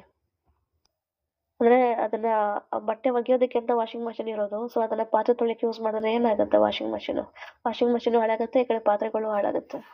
ಸೊ ಅದೇ ರೀತಿಯಲ್ಲಿ ಭಗವದ್ಗೀತೆ ಅಂತಕ್ಕಂಥದ್ದು ಮನುಷ್ಯರಿಗೆ ಒಂದು ಮ್ಯಾನ್ಯುವಲ್ ಇದ್ದಾಗೆ. ಭಗವದ್ಗೀತೆನ ಓದ್ದಾಗೇನೆ ಗೊತ್ತಾಗೋದು ನಾವು ಯಾರು, ಎಲ್ಲಿಂದ ಬಂದ್ವಿ, ಯಾಕೆ ಬಂದ್ವಿ, ಯಾವ ಉದ್ದೇಶಕ್ಕೋಸ್ಕರ ಬಂದ್ವಿ, ಯಾಕೆ ಒಬ್ಬೊಬ್ರು ಇಷ್ಟೆಲ್ಲ ಪ್ರಾಣಿಗಳಿದೆ, ಜೀವಿಗಳಿದ್ದಾವೆ, ಡಿಫ್ರೆಂಟ್ ಜೀವಿಗಳಿದ್ದಾರೆ, ಯಾಕೆ ಎಲ್ಲರೂ ಮಾನವರೇ ಆಗೋದಿಲ್ಲ, ಯಾಕೆ ಈ ರೀತಿ ಬೇರೆ ಬೇರೆ ಪ್ರಾಣಿಗಳು ಇದ್ದಾವೆ, ಯಾಕೆ ಮನುಷ್ಯರಲ್ಲೇ ಅಷ್ಟೊಂದು ವೆರೈಟಿ, ಒಬ್ಬರು ಶ್ರೀಮಂತರು, ಒಬ್ರು ಬಡವರು, ಯಾಕೆ ಈ ತಾರತಮ್ಯ ಇದೆ, ಮತ್ತು ಯಾಕೆ ಈ ಕಾಯಿಲೆಗಳು ಬರುತ್ತೆ, ಸುಮ್ಮನೆ ಆರಾಮಾಗಿ ಚೆನ್ನಾಗಿರ್ಬೋದಲ್ಲ, ದೇವರು ಅಂತ ಇದ್ದರೆ ಬರೀ ಒಳ್ಳೇದನ್ನೇ ಮಾಡಬೇಕಲ್ಲ, ಈ ಕಾಯಿಲೆಗಳನ್ನ ಯಾಕೆ ಕೊಡ್ತಾರೆ, ಯಾಕೆ ಈ ಸಾವು ಅನ್ನೋದು ಬರುತ್ತೆ.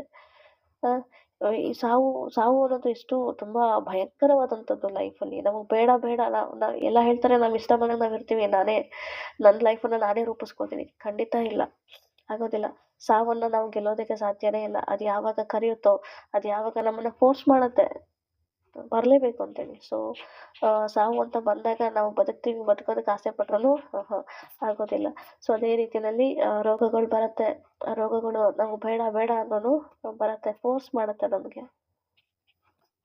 ಪ್ರಕೃತಿಯ ನಿಯಮ ಅದು. ಸೊ ಇದೆಲ್ಲ ಡೀಟೇಲ್ಸನ್ನು ನಾವು ತಿಳ್ಕೊಬೋದು ಭಗವದ್ಗೀತೆಯನ್ನು ಓದ್ತಾ ಭಗವದ್ಗೀತೆಯನ್ನು.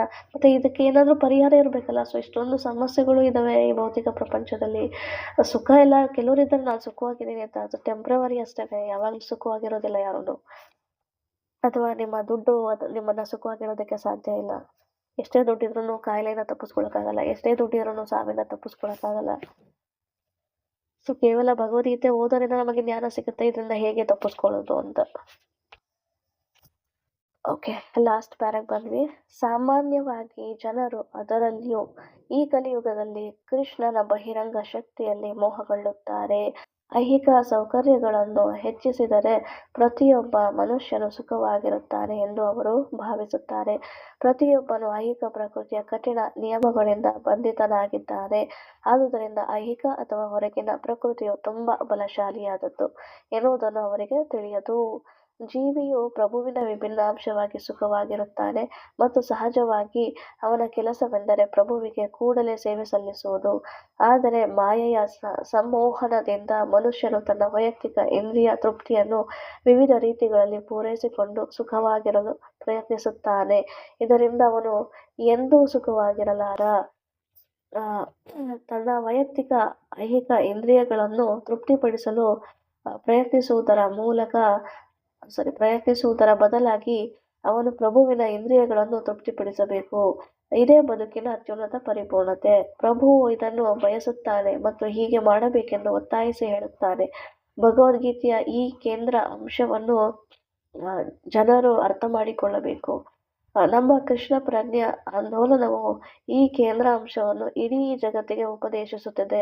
ಭಗವದ್ಗೀತಾ ಯಥಾರೂಪದ ವಸ್ತುವನ್ನು ನಾವು ಮಲಿನಗೊಳಿಸುವುದಿಲ್ಲ. ಆದುದರಿಂದ ಭಗವದ್ಗೀತೆಯ ಅಧ್ಯಯನದಿಂದ ಪ್ರಯೋಜನ ಪಡೆಯಬೇಕೆಂದು ಗಂಭೀರವಾದ ಆಸಕ್ತಿ ಇರುವ ಯಾರೇ ಆಗಲಿ ಪ್ರಭುವಿನ ನೇರ ಮಾರ್ಗದರ್ಶನದಲ್ಲಿ ಭಗವದ್ಗೀತೆಯ ಕಾರ್ಯಸಾಧ್ಯವಾದ ತಿಳುವಳಿಕೆಗಾಗಿ ಕೃಷ್ಣ ಪ್ರಜ್ಞೆಯ ಆಂದೋಲನದಿಂದ ನೆರವನ್ನು ಪಡೆಯಬೇಕು.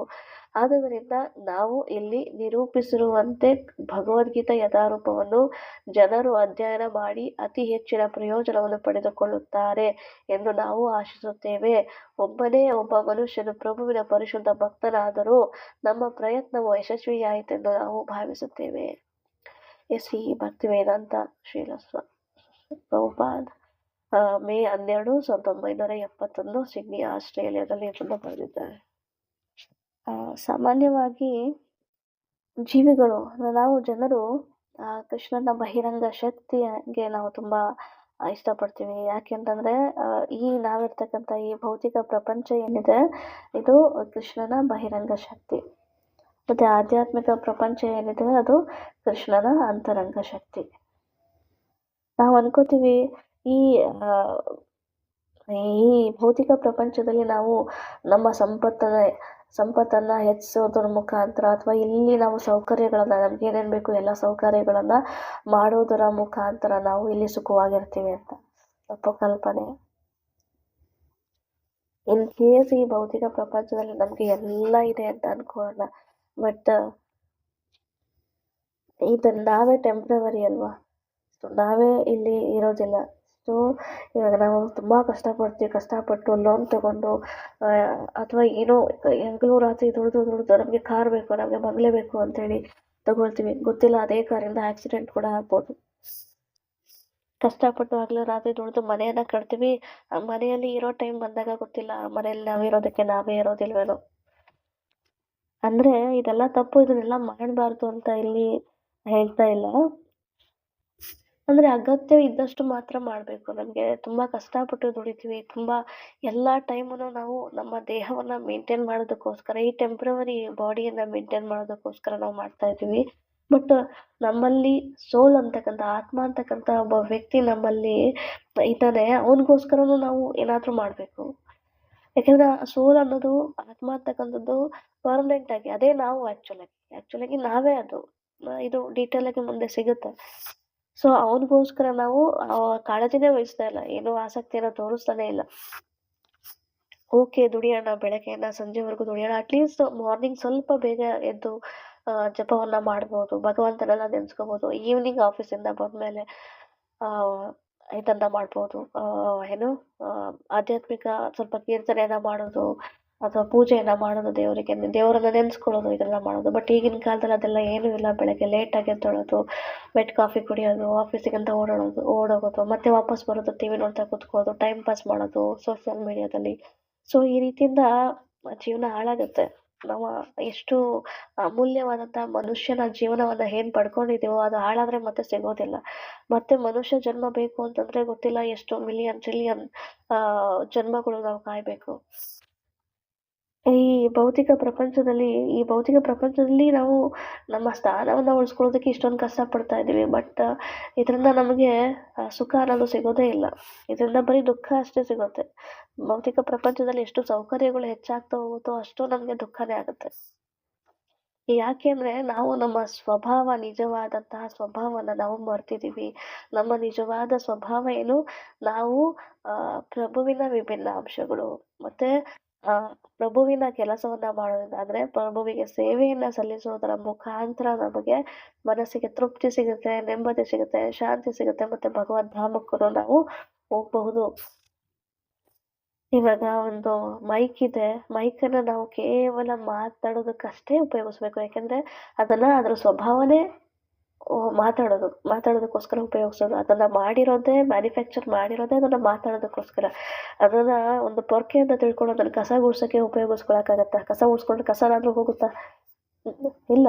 ಮೈಕನ್ನ ಅದ್ರ ಸ್ವಭಾವ ಏನು, ಅದನ್ನ ಮಾತಾಡೋದಕ್ಕಷ್ಟೇ ಉಪಯೋಗಿಸ್ಕೋಬೇಕು. ಪೊರ್ಕೆಯನ್ನ ಕಸ ಗುಡ್ಸೋದಕ್ಕಷ್ಟೇ ಉಪಯೋಗಿಸ್ಕೋಬೇಕು. ಪೊರ್ಕೆಯನ್ನ ನಾವು ಹಿಡ್ಕೊಂಡು ಮೈಕ್ ತರ ಮಾತಾಡೋದಕ್ಕೆ ಸಾಧ್ಯ ಇಲ್ಲ. ಹಾಗೇನೆ ನಮ್ಮ ಈ ಶರೀರ, ಈ ಮನುಷ್ಯ ಜೀವನ ಏನಿದೆ, ಇದು ಭಗವಂತನ ಸೇವೆಯನ್ನ ಮಾಡೋದಕ್ಕೋಸ್ಕರ. ಅಂದ್ರೆ ನಮ್ಮ ಸ್ವಭಾವನೇ, ಒರಿಜಿನಾಲಿಟಿನೇ ನಾವು ಭಗವಂತನ ಸೇವಕರು, ಭಗವಂತನ ಸೇವೆಯನ್ನ ಮಾಡೋದಕ್ಕೆ. ಅದರಿಂದನೇ ನಮಗೆ ನಿಜವಾದ ಸುಖ ಸಿಗೋದು. ಇಲ್ದಿದ್ರೆ ನಾವು ನಿಜವಾದ ಸುಖದಿಂದ ವಂಚಿತರಾಗ್ತೀವಿ. ಅಸತ್ಯವನ್ನ ಸತ್ಯ ಅಂತ ತಿಳ್ಕೊತೀವಿ. ಇವಾಗ ಒಂದು ಎಕ್ಸಾಂಪಲ್ ಕೊಡ್ತೀನಿ. ಇವಾಗ ಮರ ಇದೆ, ಮರಕ್ಕೆ ಜೀವ ಎಲ್ಲಿದೆ ಅಂದ್ರೆ ನಾವಿಲ್ಲಿ ನೀರ್ ಎಲ್ಲ ಹಾಕ್ತಿವಿ. ಈಗ ಮರ ಹಣ್ಣು ಕೊಡುತ್ತೆ, ಸುಂದರವಾದಂತ ಸುವಾಸಿತ ಹೂವನ್ನ ಕೊಡ್ತೀವಿ. ನಮ್ಗೆ ಕೆಲವ್ರಿಗೆ ಹೂ ಬೇಕು, ಸೊ ಹೂವಿಗೆ ನೀರ್ ಹಾಕ್ತಿವ. ಹೂ ಬೇಕು ನನ್ಗೆ, ಹೂವಿಗೆ ನೀರ್ ಹಾಕೋದು. ಹಣ್ಣು ಬೇಕು ಅಂದ್ರೆ ಹಣ್ಣಿಗೆ ನೀರ್ ಹಾಕೋದು. ಸೊ ಎಲೆಗಳಿಗೆ ನೀರ್ ಹಾಕೋದು. ಈ ರೀತಿ ಮಾಡೋದಿಲ್ಲ. ನಾವು ಎಲ್ಲಿಗೆ ನೀರ್ ಹಾಕ್ತಿವಿ, ಬುಡಕ್ಕೆ ನೀರ್ ಹಾಕ್ತಿವಿ. ಬುಡಕ್ಕೆ ನೀರ್ ಹಾಕಿದಾಗ ಏನಾಗುತ್ತೆ, ಸೊ ದಷ್ಟ ಪುಷ್ಟವಾದಂತ ರುಚಿಯಾದಂತ ಹಣ್ಣು ಮತ್ತೆ ಹೂಗಳು ನಮಗೆ ಸಿಗತ್ತೆ.